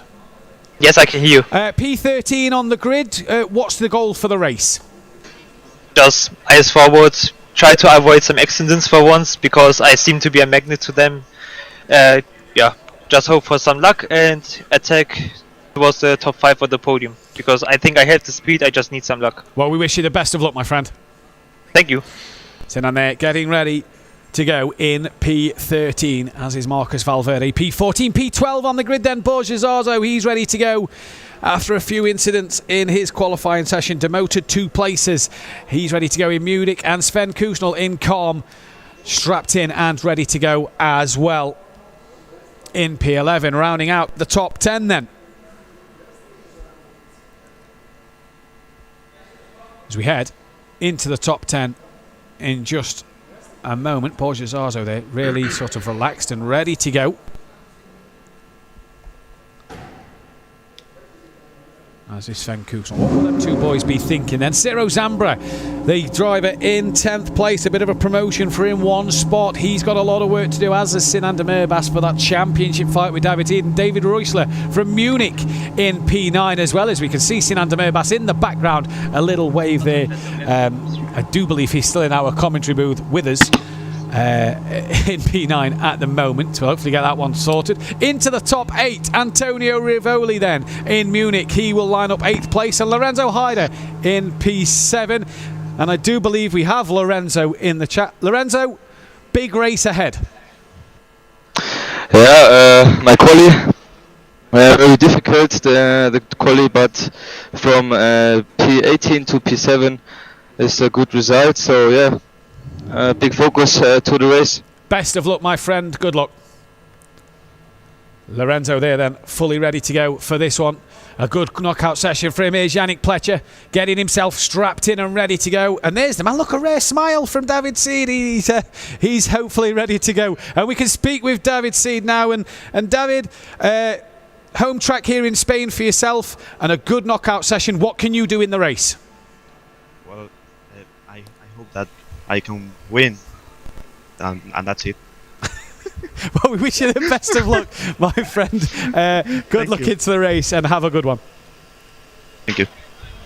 So David Seed there, Yannick Pletcher just taking on last few bits of fluids. Fabian Meyer in Munich, ready to go from P4. And there's Yannick Schmidt in P3. A wave and a thumbs up from them two in Munich. They're both ready to go as we head then to the front row of the two lounges from Switzerland then, and it's the lounge at Zurich that will start P2 of Fabian Vettel, and the lounge here at Kemptal of Michael Frey, that is P1. And Fabian, are you looking forward to your first outing here?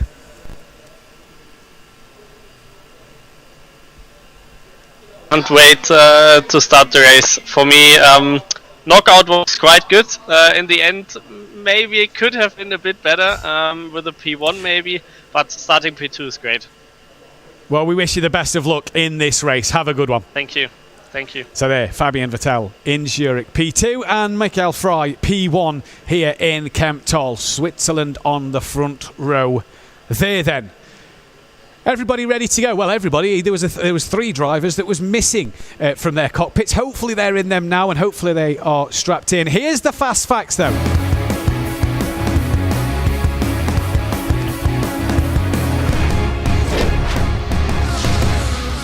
Circuit de Barcelona, Catalunya is what we have here. The pre-season test track for the Formula One. It's 4.675 kilometres, 9 left-handers, 7 to the right, and it is 695 metres from P1 to turn 1. It's Europe's busiest circuit, and we got a real feel of that in knockout. As we head then into the 2021 season, and it was this man, Javier Loro, that was your race winner. Not much of a reaction apart from a little weave across the line and continued down the start straight, but he was your race winner in the Challenger League last time around last season. Turn 3, one of the corners to look out for. Easy to lose the rear end mid-corner through here. You've got to get a good run because you can make some overtakes into turn 4. You head down off the back straight, you get to the hairpin corner, and this is a real chance to send one up the inside and make a few places before the all-important chicane. Turns 14 in the rack corner. You've got to get that right, because if you mess up... Yeah, it will be quite difficult, because the second row will have the slipstream. So we have to make kind of a wall, P1 and P2, to manage to stay in front, and then we just have to try to go our pace. And if we manage to do this, I think the win, or at least the podium, should be in there. So you know, the full facts for you then here. I found the optimum line. A 7-time and a 1-time world champion. Showing you the ideal racing line. Ketchup. No, I don't even like ketchup on my plates. So the corner's like this. That's the apex right there. Go out quite wide here and a V. Yeah, that's enough. Thank you very much. That's the optimum line. I fully understand that. That's great. Yeah. Enough I don't ketchup like for ketchup. Nico. I just want some mayonnaise. Have you tried it? No, some mayonnaise for Lewis. Try that. Look, how is that for an ideal line right there? Huh? That's turn 4. That's if I make a braking mistake.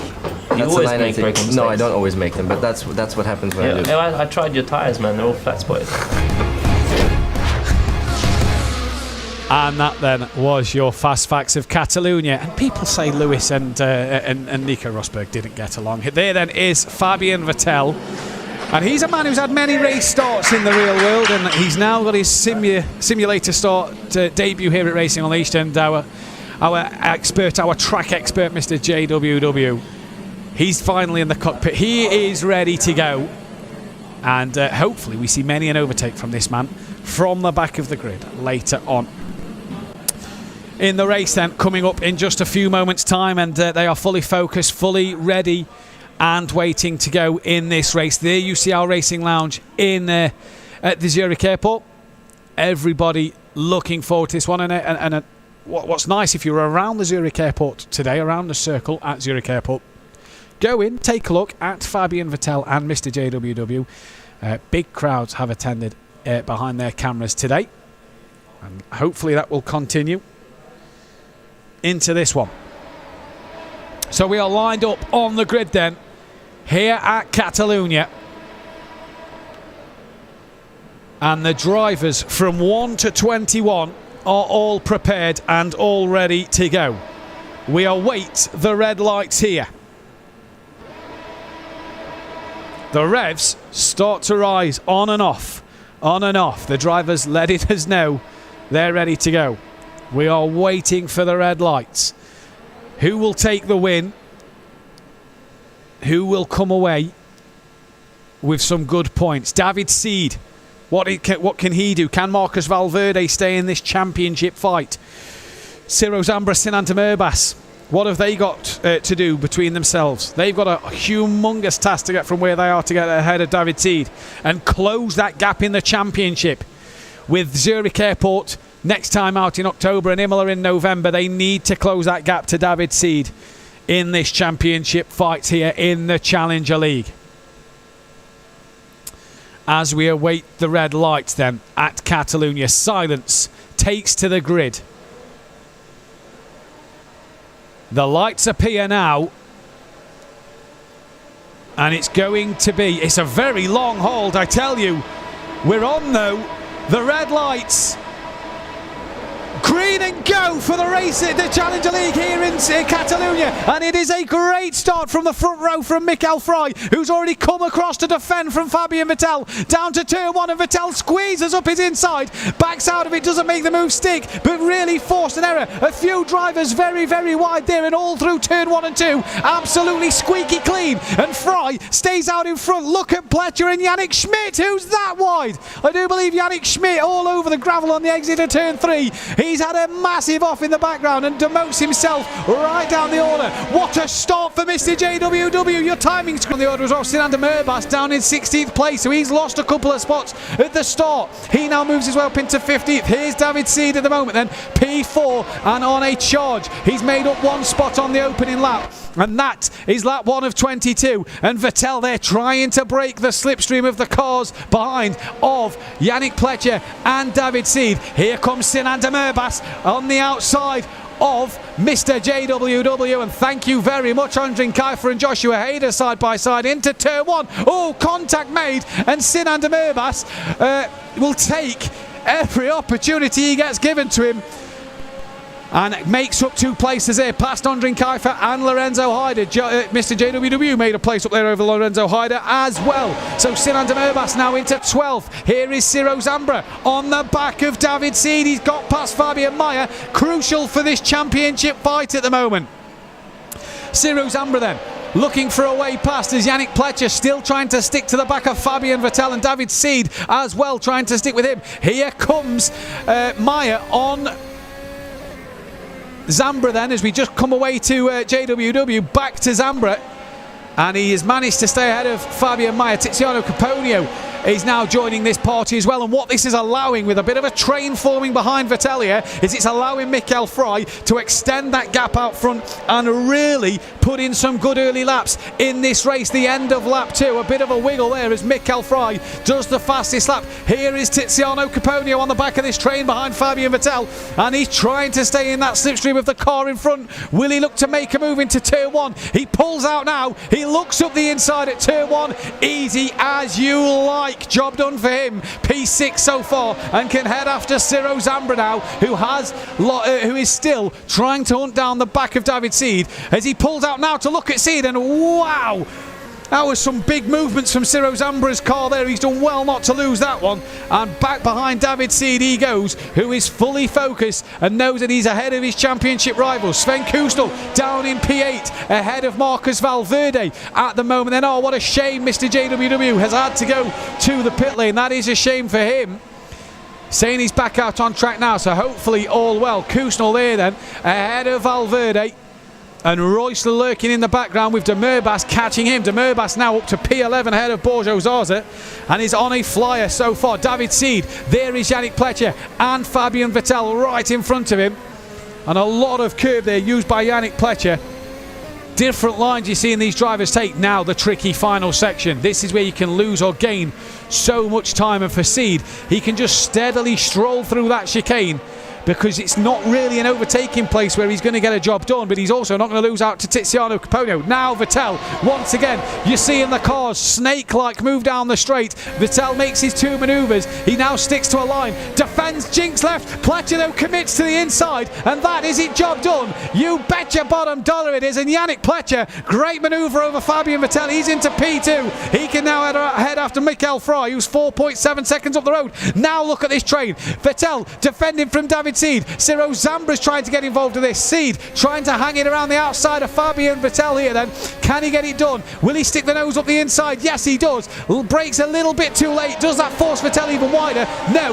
Fabian tried to get the cut back underneath. Couldn't get it done there. And that is 2 places lost early doors here for Fabian Vettel. Ciro Zambra can now get on the back as Fabian Meyer has got past Tiziano Caponio in the background. Then Caponio gets back ahead of him.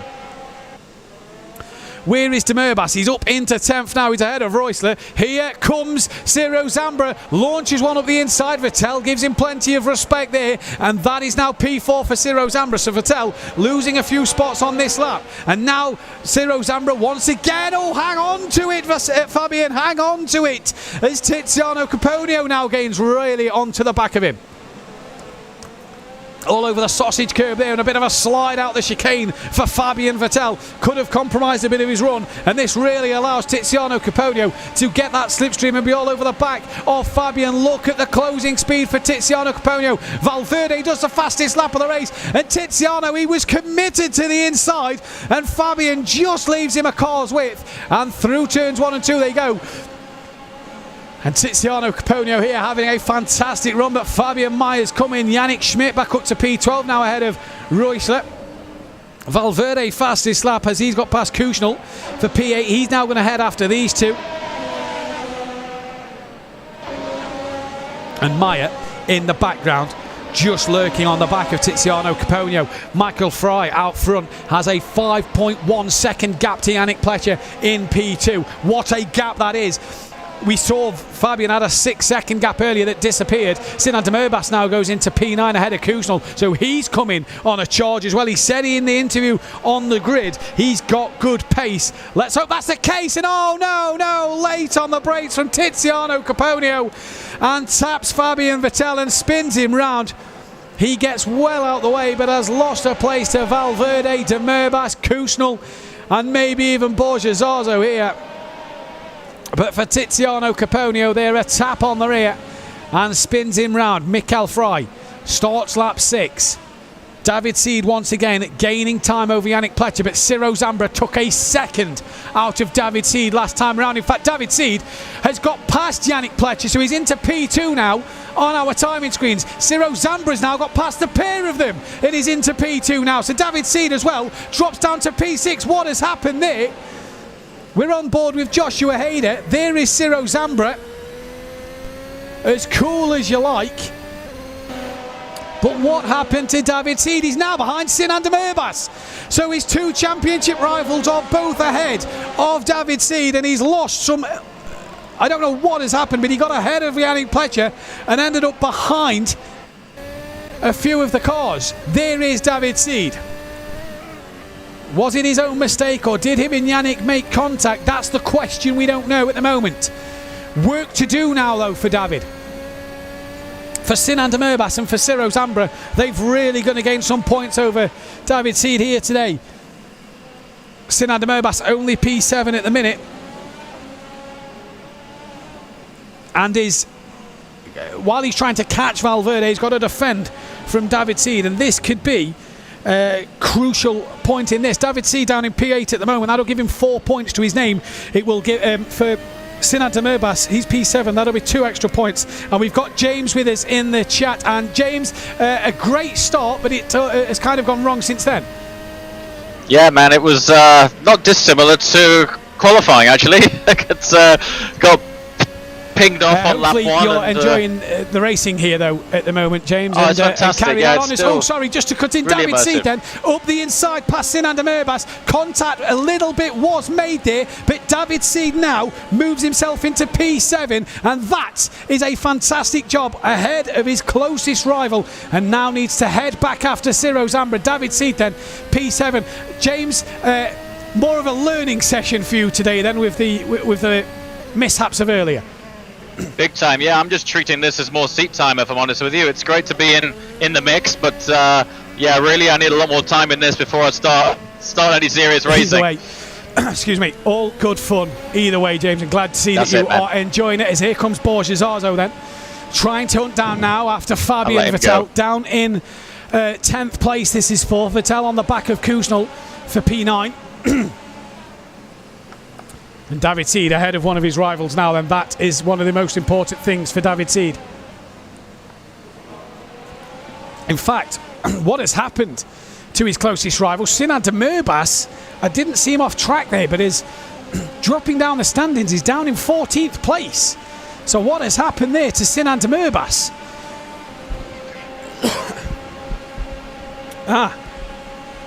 So Demirbaş then dropping down the standings. Not good for him. Being told by my broadcaster that he's had a spin and he's had a moment himself, so he's now coming back to hopefully gain some points in this race. Apologies, sounds like that my voice is starting to break. Borges Arzo then, P10 at the minute, still hunting down Fabian Vettel, who's on the back of Sven Kuznel then. As Georgiev gets past Demirbaş and Georgiev and Demirbaş, Farland, Kiefer have all got past Joshua Hader, so a mistake there for him. Here's Lorenzo Hader on the back of David Reusler. This for P12, as there was, I do believe, a car, Mr. JWW, I think that was, just staying out the way and respecting the blue flags there. Borges Arzo, P10, right on the back of Fabian Vettel now.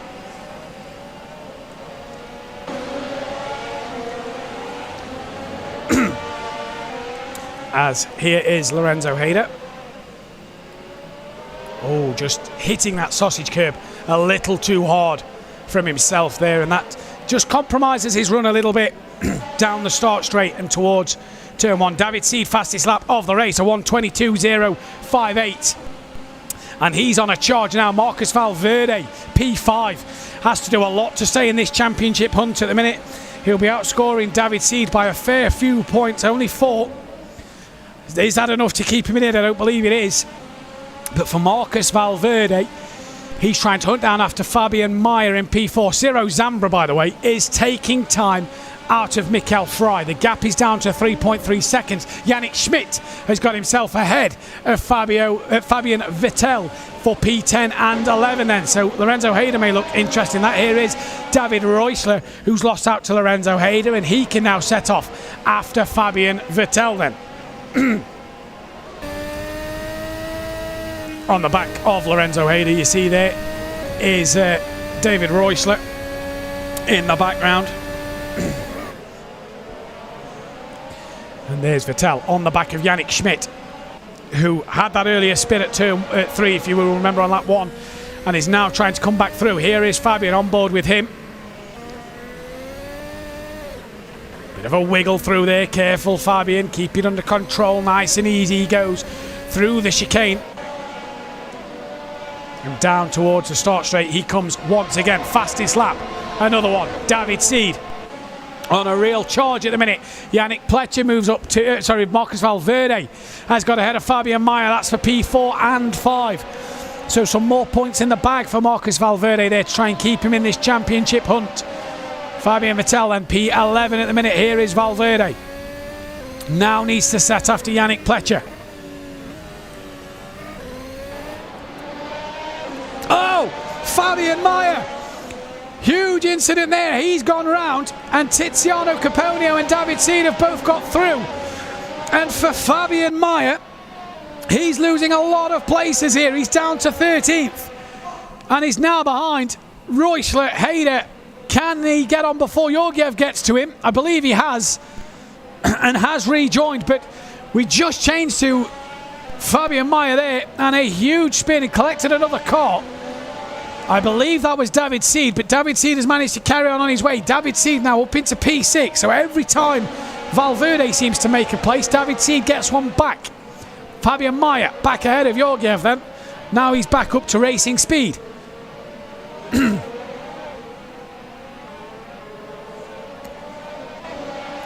Through the final corner they come now, and here comes Fabian Vettel on the back of Yannick Schmidt and Borges Arzo. They're all doing their best lap times of the race so far.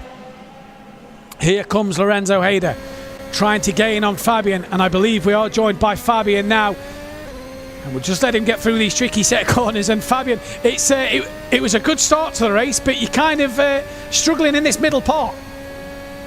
Yeah, I think that not I'm struggling. I would say, some unlucky overtakes where some of those guys are not. It looks like you're enjoying yourself though. Big smile on your face, and it's great to see. Of course. The race is great, but I don't want to, disturb side by side any here of those with Lorenzo Hayder. Oh, just over the sausage curb there, and that allows Lorenzo Hayder into P10. So for Fabian there, it's down to P11, but on the back of Lorenzo Hayder, and can hopefully make up another place. And he just gave you enough room there, Fabian. Yeah, of course. I just said some of those guys overtook a bit spontaneous, let's say. But yeah, that's how it is. That's racing, and talking about bad stuff. I would say it's fun and great to drive against those guys. Well, it's nice to see a smile on the face of both Fabian Vettel and JWW then, as down the start straight they come now. Yannick Schmidt on the back of Kusnel here, looking up the inside into turn one. He looks. Contact made. Kusnel off. That's, 50-50, you'd have to say. I'm sure race control are going to take a look at that one, but there was a gap there, and Yannick Schmidt went for the gap. Did Kusnel turn in? Did Schmidt miss his braking? That's the question. You can't tell from the angle we saw. Either way, P8 for Yannick Schmidt, Kusnel P9. Vettel gets himself back ahead of Lorenzo Hayder here then, and Ciro Zamba out front has got the gap down to half a second. So he is really coming in, and for David Seed, he is struggling, although he's just got past Tiziano Caponio. So Ciro Zamba at the minute will, if it stays as it is, apologies, will score 18 points. David Seed, if it stays as it is, will score 10. That will close the gap up by 8 points, and that will really bring Ciro Zamba into this championship fight. Sinan Demirbas still down in 15th. He's gaining on the cars around him. Even though Fabian Vettel and Mr. JWW aren't going to score points in this race, for Demirbas, he's still got to make places up to get them points, as JWW there just misses the corner a little bit. Now Vettel once again all over the sausage curbs there, is being attacked by Lorenzo Hayder. And what has happened out front, because Ciro Zambra has taken the race lead from Mikael Fry and has dropped a second back already. So did Fry there make a mistake, because it was half a second the gap, and that gap has quickly gone and opened up for Ciro Zambra. So what happened to Mikael Fry there? Lorenzo Hayder gets back ahead of Fabian Vettel. And for Ciro Zambra, 1.2 seconds a gap. A little wiggle there for Mikael Fry. Now, that changes a lot, because the gap now to David Seed, as what has happened. Fabian Vettel, what's happened to him? He's dropped down the standings, 16th place at the moment for him. So he must have made a mistake or been involved in something somewhere. Now, championship battles. This is interesting now, because Ciro Zambra will score 25 points. David Seed will only score 12. 13-point difference. And they're only separated by 19 points. So it is bringing this championship close together. This man, who was 12 points behind David Seed today, really needs to get into these points. And we're halfway through this race. We're over halfway through this race. And is that a desperation dive from Demirbaş? A little bit of contact, nothing too aggressive. Past Georgiev he gets. P14 now on the back of Meyer. And he can see Reusler in front. And he's on that verge of the points. The problem is, if he gets past Reusler and Meyer, he's got some 3.5 seconds to Lorenzo Hayder. A big gap with time running out at the moment. Ciro Zambra out front has gone. 2.5 second gap. Yannick Pletcher is only a second behind Mikael Fry now, so is Fry just starting to struggle at the end of this race. What is happening there? David Seed a second behind Marcus Valverde then, so he would love more points in this one. Obviously, the final classification will bring to you race control. We'll be looking at incidents already, I can guarantee you that one. And the full, this will be a provisional result. At the moment, we'll get you the full classifications when we know them, when the race is obviously done. But David Seed at the minute P5 and on his way to having his championship gap to Ciro Zambra cut short, and really cut short here. Here's Joshua Hayder then. Having he had a cracking battle, if you remember, back at Spa last time out, and he's having another solid drive here today. In P10, Ciro Zambra fastest lap. Here's Joshua Hayder, his brother, on the back of Fabian Vettel then. Oh, Vettel, big wiggle, and that just invites Joshua Hayder through. David Seed beat Ciro Zambra's fastest lap, a 1:21.844. And for David Seed, he's coming. He's now 4/10 off the back of Marcus Valverde. He's coming, charging at the minute on the back of him. Here he is, on board with David Seed from the Racing Lounge in Madrid. Marcus Valverde in front also in Madrid.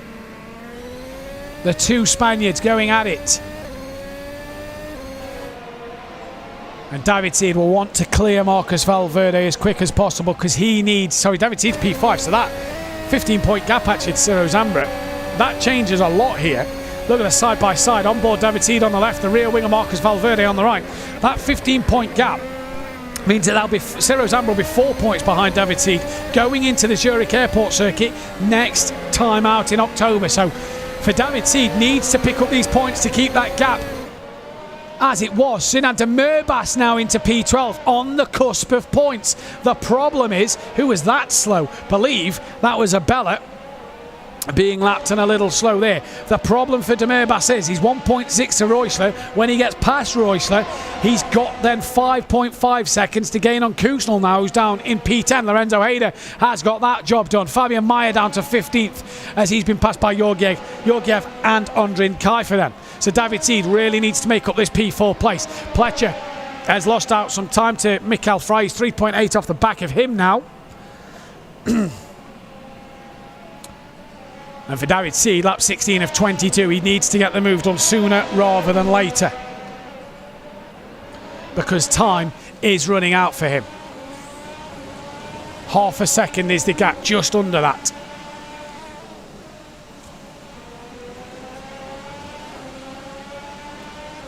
Sinan Demirbaş within half a second of Reusler now, so he's trying to make up some time. I wonder if Kusnel's had a problem, because he's now 4.5 ahead of Reusler, so a bit closer to Demirbaş.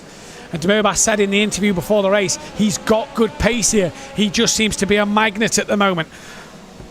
And we know that magnets attract, and he's attracted some trouble this weekend, and it's attracted trouble for his championship hopes, if you will. Mikael Fry started to pick up the pace once again. He's pulling away from Yannick Pletcher. Does his personal best lap of the race.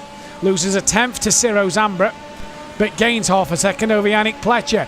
David Seed, some 4/10 quicker than Valverde last time around, but just cannot get close enough. Valverde, 1.7 off the back of Yannick Pletcher himself. So let's take a look at a replay at the start then. And this is what happened from Yannick Pletcher's point of view. He got a great launch, look, from that third row, already gained a position off the line. And you see there, Fry covering off Vettel. There's Borgesarzo, and 3 into 1. What do they say? Doesn't work. And then it was just absolute chaos behind. Oh, and that's not what you want. A car spinning right in front of you. Look at Lorenzo Hayder here. Just bouncing off a few cars coming through turn 1. I don't know if that's a game of pinball or a motor race at the minute. And there round he goes. And that is what caused a lot of the problems. And Andrin Kiefer de Merbas has got past Reuschler. P11 now needs to hunt after Sven Kusnel then, but he's got 5.7s in 5 laps. That is a tall order for Sinan de Merbas to even come away with a point in this race. David Seed has lost a bit of time to Marcus Valverde over the course of the last lap. That gap now up to a second. So he's struggling a little bit here. Valverde, personal best lap. Lost 2 tenths to David Seed that lap.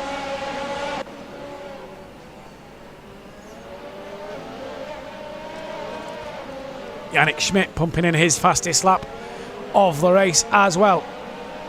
So we start lap 18 and it's Ciro Zambra from Mikel Frey from Yannick Pletcher. That is your current top 3. But Marcus Valverde is within a second of Yannick Pletcher coming for a podium. And he's making a late charge here. Valentin Georgiev looking for a move on Reuschler into turn 1. Just outbraked himself a little bit there. You saw the car have a wiggle.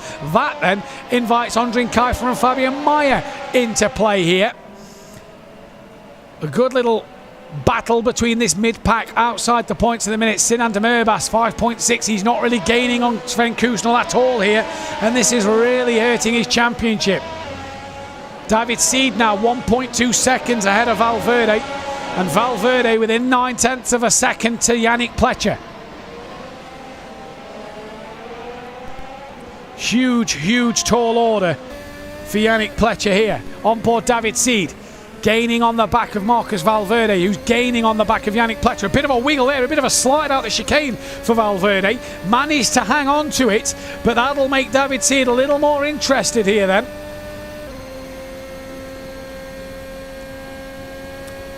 Lap 19 of 22.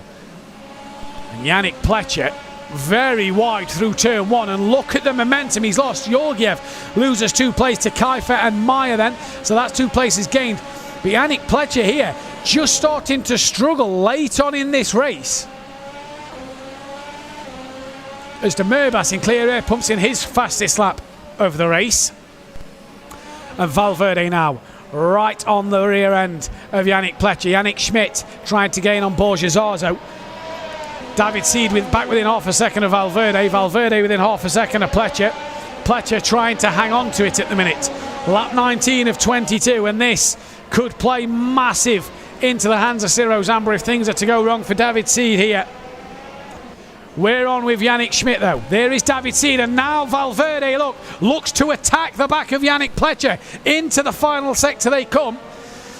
And Valverde here, patience is the key at this last part, because it's not really a place to overtake.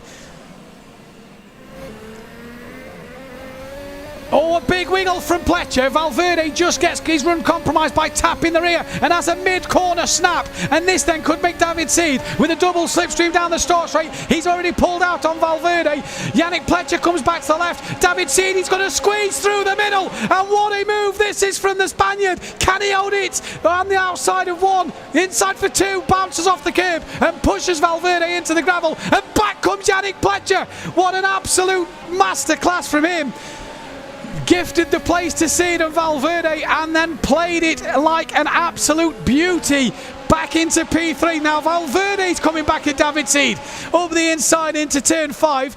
Thank you very much, he says, but David Seed tries to hang it in there. No, he can't. And Valverde back into P4. Whereas we were, ladies and gentlemen, into the middle sector we go now. Lap 20 of 22. And what a moment that was for David Seed. Through the middle, he squeezed his way through there. Valverde wide, back straight. Yannick Pletcher just seems to be all over the place at the moment. Into the hairpin. And we can take a moment to breathe, relax, calm down in this final sector, because we're going to go again in a couple of corners time. You can bet your money on that one. Back to Tiziano Caponio then, who he feels, hey, I want a piece of this action. It's now a four-way battle between these boys. And what a drive this is. Yannick Pletcher from Valverde, from David Seed, from Caponio, all coming down the start straight now. We go again. And once more, down the start straight we go. Fabian Mayer's got past Andrin Kiefer. Pletcher is too far ahead for Valverde to attack, who's too far ahead of David Seed, who's too far ahead of this man. So we can breathe. Lap 21 of 22. Next time round will be the last lap, and I'm sure David Seed's going to want to make a place or two up on that one. Interesting to see the different lines here at Catalonia through turn 3. De Merbas has gained half his time to Kusnel, but it's going to take a mistake from Kusnel and these 2 laps for De Merbas to get a position and a point, you have to say. Looking back from Valverde now, though, to this man, David Seed, P5.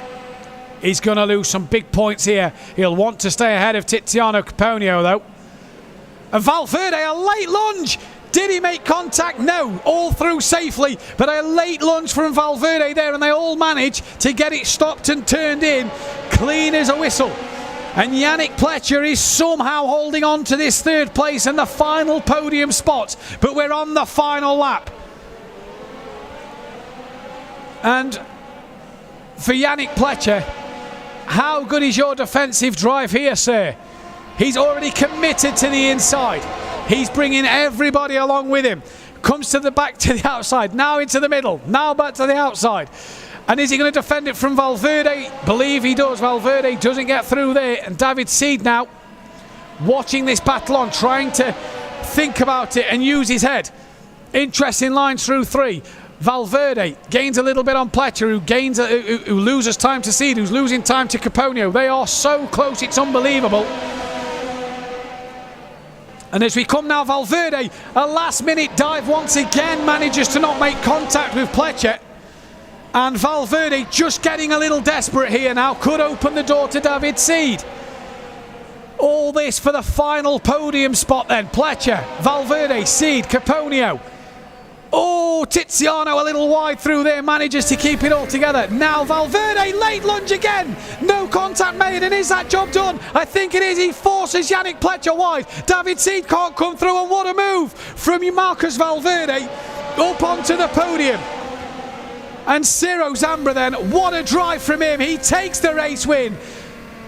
He can't believe it there. Mikael Frey is going to cross the line for P2. Great result for him. And Yannick Pletcher at the very end has lost out to Valverde, who will take 3rd place, but finishes ahead of David Seed and ahead of Tiziano Caponio then, who come across the line P5 and 6. What a drive from them. Borges Arzo 7th, Yannick Schmidt in 8th. Lorenzo Haider got 9th in the end. Puff out of the cheeks there for Marcus Valverde. What a job, young man, that was. That was something special from you there at the very end. Probably cannot believe that he managed to pull that one off. Lorenzo Haider, P9, Sven Kusnel 10th, Sinan de Merbas no points in P11, David Reusler 12th, Fabian Mayer 30th, Josh Haider crossed the line in 14th place, with Fabian Vettel crossing the line P15, Valentin Georgiev 16th, Andrin Kiefer 15th, Fabian Vettel crossed the line 17th place, and there in our racing lounge in Kemptol, and there are high fives all around in Zurich. Ciro Zambra, your race winner then. And I tell you what, if that top 5 stays as it was, he closes the gap to 4 points by my calculations. David Seed only gained 10, so that puts him on 117. And Ciro Zambra gained 25, which puts him on 113. 4 points in it going into the Zurich Airport circuit next month in October. And for Ciro Zambra, I don't think he can quite believe he's won that race. And he did that from P10 on the grid.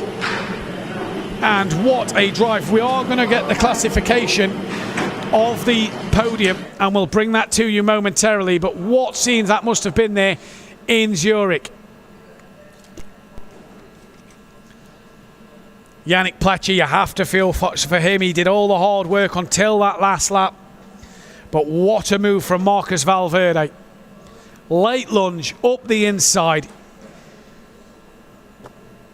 And that was fantastic. They're in Munich. No driver on the podium for them today. Unfortunately for them. But they'll get to go again tomorrow, as will all our other racing lounges. There's a couple of men tomorrow, Schmiedel in particular, that will be there. So we can't bring you the podium at the moment because Race Control are investigating one of the drivers on the podium. Not been told who, but we cannot bring you that podium at the minute. One of the drivers is under investigation on the podium, as well as all the other investigations that Race Control will go through. So we wait, and this is the part of the game in which we have to take our time. Everybody's got to be patient. Race Control, I'm sure, will get us the podium classification as soon as possible. You hope it's not Ciro Zambra, because what a drive. P10 to P1 and closes the gap to David Seed for Zurich for the Zurich Airport circuit next month. But we wait and we pause and we can take a breath and see what happens.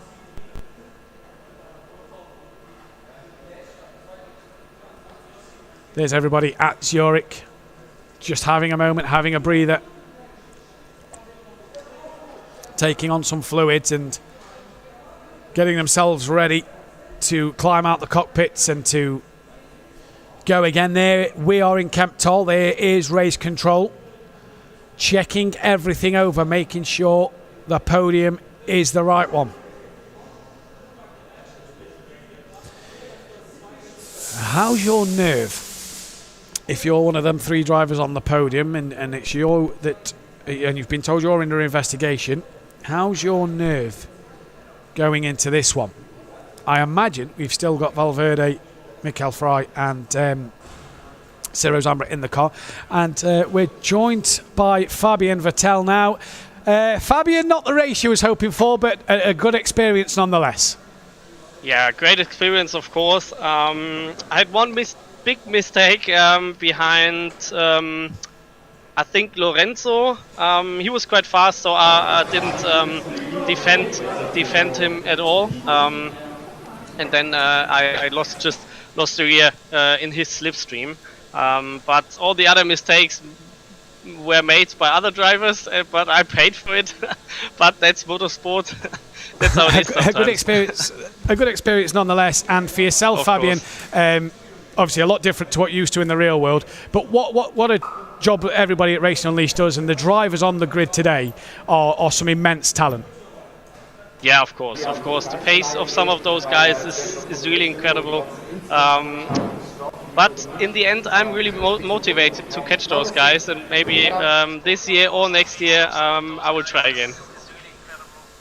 And we go into tomorrow, obviously, Racer League, the driving ups another level once again, and I'm sure you're looking forward to it. Obviously not in the seat tomorrow, but you'll be bringing it live on our Twitch channel. Exactly.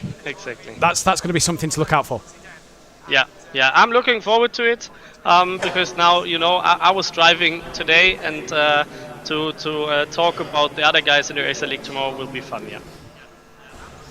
Well done today, Fabian, on a great race, and thank you. We look forward to seeing more of you tomorrow. And you can catch Fabian Vettel live on our German broadcast on Twitch then with our German broadcast team.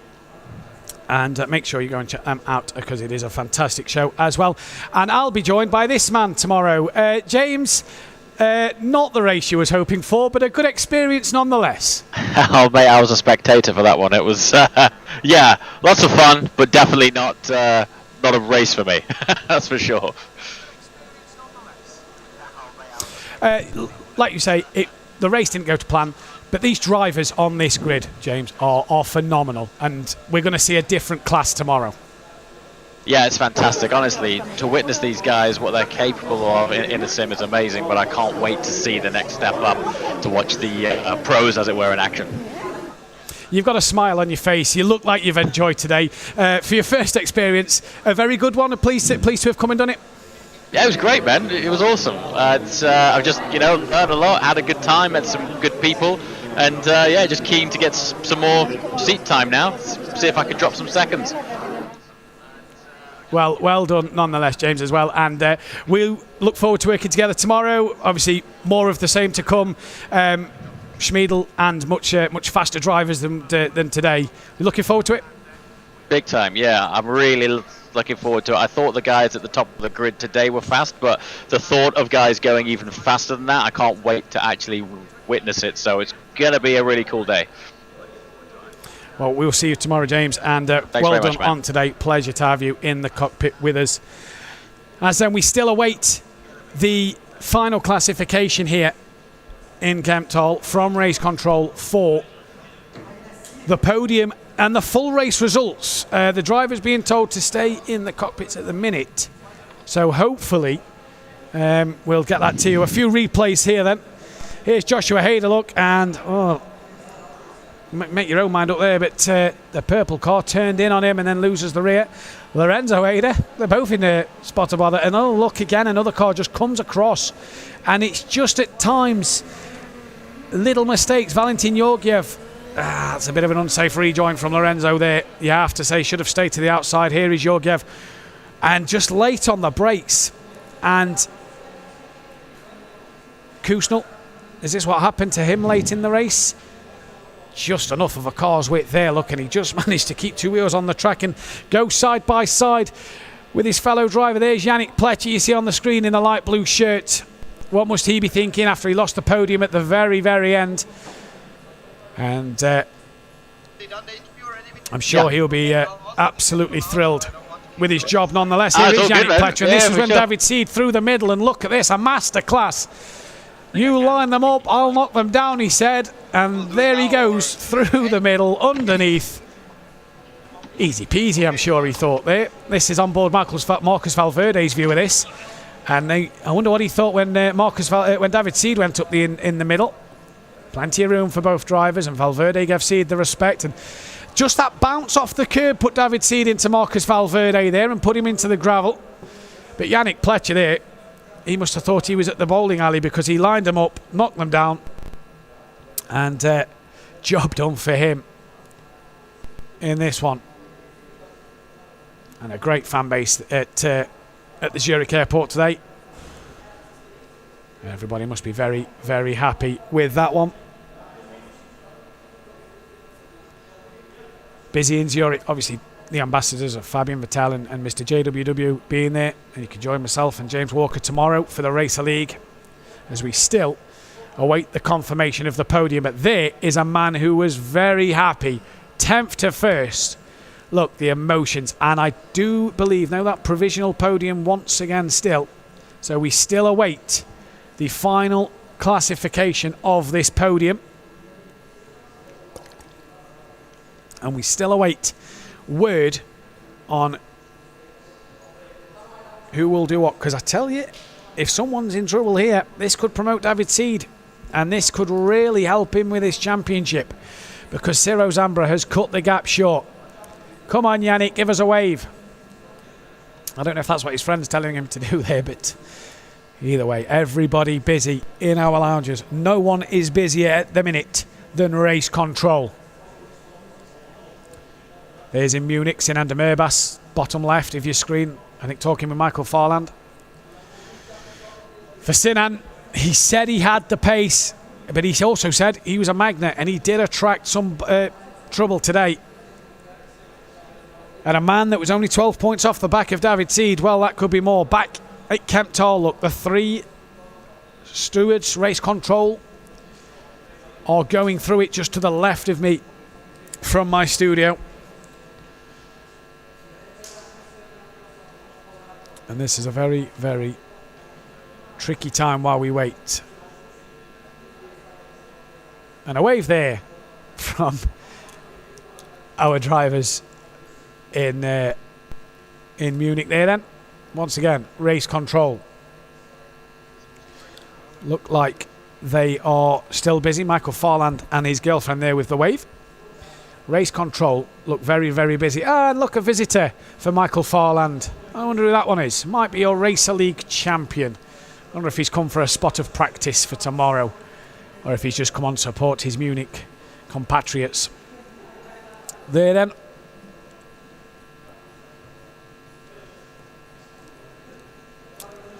Handshakes all around at the lockers for Demerbas and our other drivers here in Zurich there. There's Yannick Pletcher. We pan across, look at the support for today. A few drivers ready for tomorrow. Getting ready for their race. There's Holstein, ready for tomorrow. He was in the Zurich lounge yesterday. Got to see him testing and practicing. Very, very quick. The CMO there of Racing Unleashed as well as a lot of fans and spectators to come and watch Yannick Pletcher and his boys as they await, because Yannick Pletcher could be on the podium here. We just do not know. And I could just see to the left of me for poor Michael Fry. He's still sat in the cockpit. He's still waiting to be told if he's on the podium or not. He's still sat there waiting and is eager to find out whether he's got that podium or not. Now, of course, could take the race win if it's a penalty for Zero Zambra, so could be a race win here in Kemptol for Michael Fry. We don't know. There he is. His bottle of water, chatting away. And he just does not know what position he is. I mean, surely there's no penalty. He was P1 for a while. There we go. The fancy phones with screen. The screens for Marcus Valverde. It says on the left-hand side. And another name on the right. He's got a smile. He must be another man who's eagerly anticipating, waiting to find out what's happening. Because he as well could be in, of losing that podium back to Yannick Pletcher, or could be gaining some places. He is your race winner provisionally. How's he feeling? He had some emotions to start with. We don't know ourselves. All we get told is the podium is under investigation, so we don't know if it's a switch around for P1, P2 or what. But what we do know is it is under investigation. Now, is that a sign of something? Because on them steps is the podium. Now, are they just getting a photo? Or is something being announced without us knowing at the moment? Because Yannick Pletcher was stood next to them. So they're just having a photo. Just preparing ready for the podium.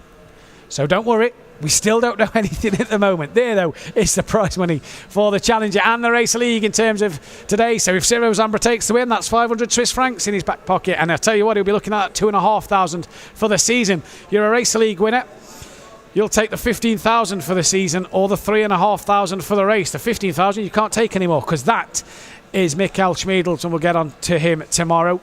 But the Challenger League, 500 down to 10 Swiss francs for a top 10 finish. And that, the battle for glory in December.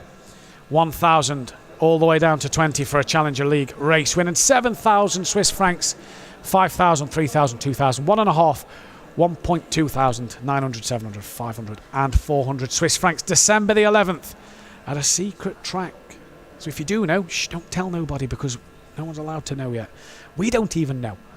I don't know if the management knows. Next challenge though is this one, 22nd and 23rd of October. The Zurich Airport Circuit. What a layout that is. And that is going to be a brilliant task. Join our German broadcast team live on Twitch, or join ourselves, the British broadcast team, live on YouTube.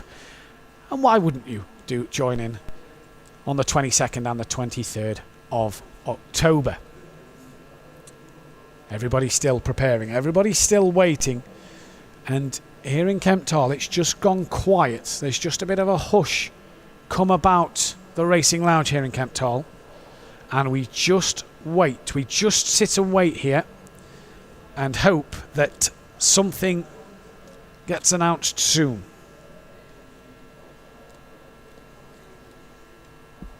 What a race, though. What a race we had today. Ciro Zambra 10th to 1st. David Seed, Yannick Pletcher, Tiziano Caponio and Marcus Valverde all having a great battle at the very end.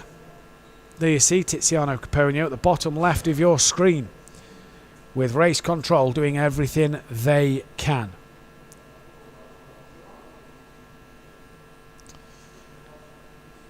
It's a long, nervous wait for every driver and everybody involved. Obviously, you don't want to lose a position. You don't want to get a penalty. You want to make sure everything's been above board. There we see Michael Farland and Sinander Merbas. Sinander Merbas sat down. Farland stood next to the simulator, and very, very special guest Mikkel Schmiedel there as well. And they've just noticed they're on the screen. Gives a wave, boys. Let's have a wave. Nah. Sinander Merbas probably not the happiest man at the moment. Race Control are still checking everything over.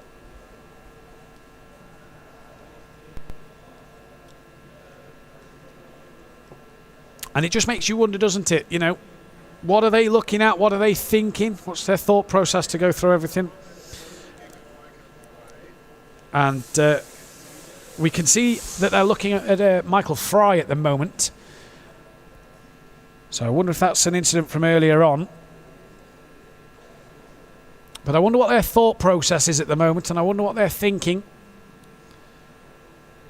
As we get a wave from one of our Race Control members. And it's just gone very quiet here in Kemptthal. And it is, you could break the tension with a knife. It is super quiet here. And I still look to my left and I still see that Mikkel Fry, the man under investigation, is in the cockpit. So, begs the question, what did Mikkel Fry do? Because he got away at the start. Was it an incident with Ciro Zambra then? There's your Racer League champion, Mikkel Schmiedel. Let's have a wave for Dave. There we go. And a thumbs up as well. Not from Sinander Merbas though. He a bit unhappy. But Schmiedel here, he'll be in the car tomorrow, and I'm sure he'll be doing his magic as he does every single week to take another race win. And a lovely little feature tomorrow. You won't want to miss tomorrow's episode. A lovely little feature of Mikkel Schmiedel's that will bring you live as well. Wonder what he's thinking. Penny for your thoughts, my friend. As he stood there in Madrid. Penny for your thoughts. Oh, I'm on camera. I think he's just realised that he's on the camera. As he moves away now. And there in Madrid then, everybody ready to go, ready to find out the results, because David Seed, Marcus Valverde involved in the podium there. Or Valverde, as David Seed could be on the podium depending on what's happened. There is Valverde. And again, just sat waiting at the top three, still in the cockpits, waiting to be told what's happening. There's Borja Zarzo.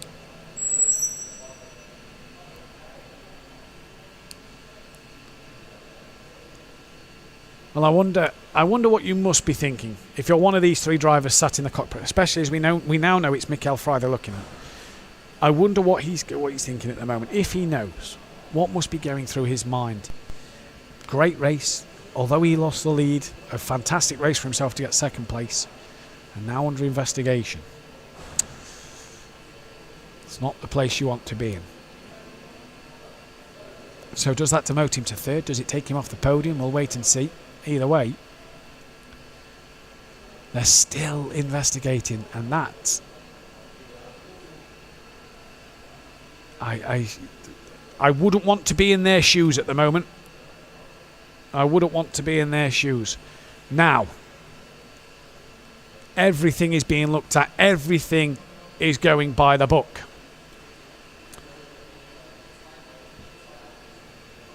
Yannick Pletcher just hovering around as well. Could he be in for a podium if the penalty is big enough? Could he be in for a cheeky podium at the very end, promoting Valverde and himself?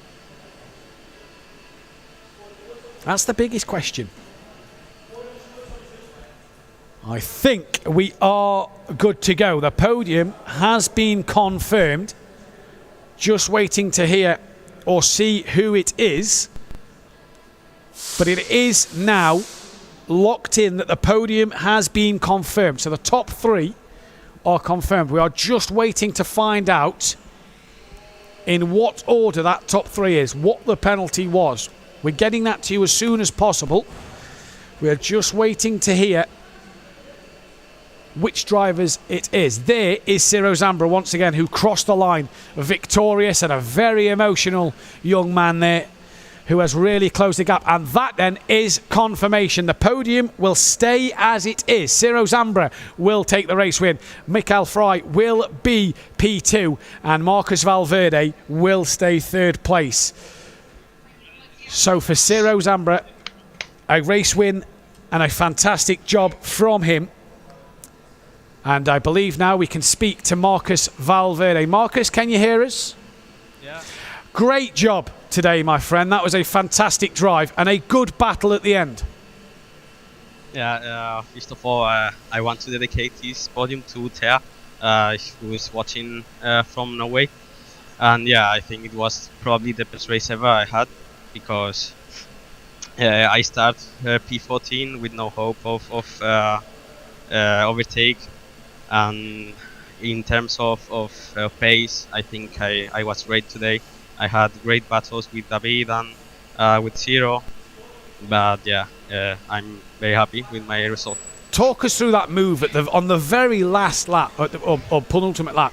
Very late lunge into the hairpin, and you made it work. You had a look a few times, but couldn't get it done. This one worked, though. Yeah, I tried to get closer and closer, but in turn 9 it was hard to keep myself behind the other car with the dirty air, so I couldn't get closer. But this time I said this last lap is nowhere or this is not going to happen. So yeah, I had to try, and it went fine. So. Well, a fantastic result for yourself, and I'm sure you'll be over the moon to be on the podium today, Marcus. Congratulations, well done. Thank you. Marcus Valverde there, P3 in the race, and you just see at that simulator there, and I believe we're going to get Michael Fry in for a chat now. I believe he's with us now, and Michael, you said in the pole sitter interview you was happy with a podium. You got that. Yeah, I mean, it was quite hard. I could have done a bit better, but I'm quite happy with my 2nd place. I mean, Ciro was on fire today. His pace was extremely fast, and so I hadn't the chance to fight against him. So I thought, okay, I let him go so I can go my pace again, and yeah, it worked out. It worked out, like you say. Was it a bit nervous at the end there? Talk us through why you was under investigation. Do you know why? Ciro was under investigation, or what? Oh, Ciro was under investigation. Oh, right. No, we've been told you was under investigation. Okay. Yeah, that could be. We had a fight together, and into turn 1, I pushed him a little bit wide, but everything was fair. And then I almost lost the rear just because of the dirty air, but nothing really bad. So. Yeah. Well, race control obviously decided that it was fair and all okay. But P2, very good job from yourself. A good knockout and a great race for yourself. Thank you. Thank you very much.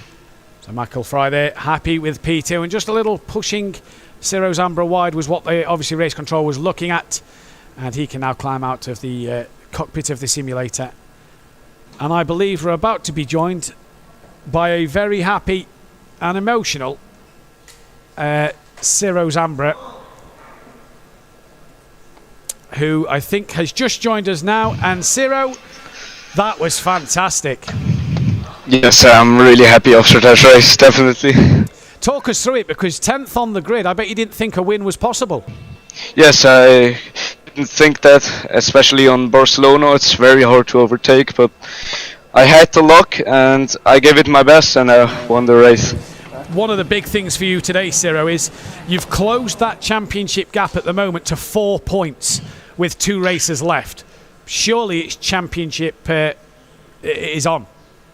Yeah, I think maybe I can get the championship. I will just give my best in the last 2 races, and we'll see what the end result will be. Talk us through the move you made on Michael Fry, because we've just heard that he pushed you out wide a little bit. Talk us through it from your side. From my side, it was a good battle into turn 1. I was on the outside, carried more speed into the corner, and then I got the position done, and I think it was all fair in that battle. Well done today on the win. Fantastic drive from yourself. Go and get yourself a nice bottle of water and relax. Thank you. Well done. Congratulations there. Ciro Zambra, your race winner then, as we get to the podium celebrations. And here at Madrid, ready for Marcus Valverde to take his P3 medal. And there he goes, presented to him now. P3 for him, and a very good job for Marcus Valverde with that great move at the end. And now we head here to Camp Tall in the bottom right of your screen. There is Michael Fry being presented with his second place medal as well, and a very, very happy man just down to the left of me here. P2 for him. Great result. And now to Zurich, in which a special podium presentation today. Obviously, Ciro Zambra will be presented his medal by Mr. JWW and Fabian Vettel, I do believe. And it is number 1.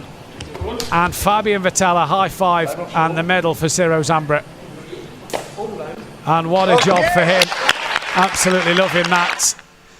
Round of applause from everybody. And for Ciro Zambra, P1 here at Racing Unleashed for Circuit de Barcelona, Catalunya. And he cuts David Seed's championship to 4 points.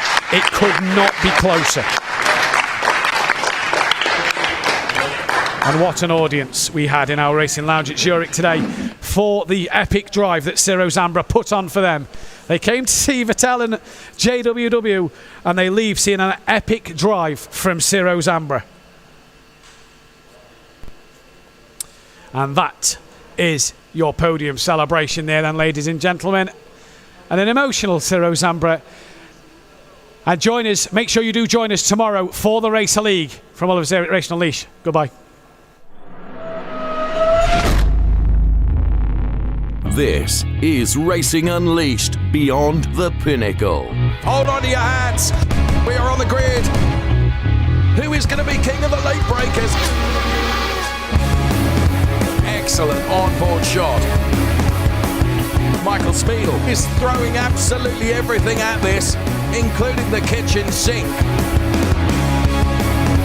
He is a fighter, a warrior. And look at this! Look at this! Unglaublich! Wow, qué pelea! I'm loving this.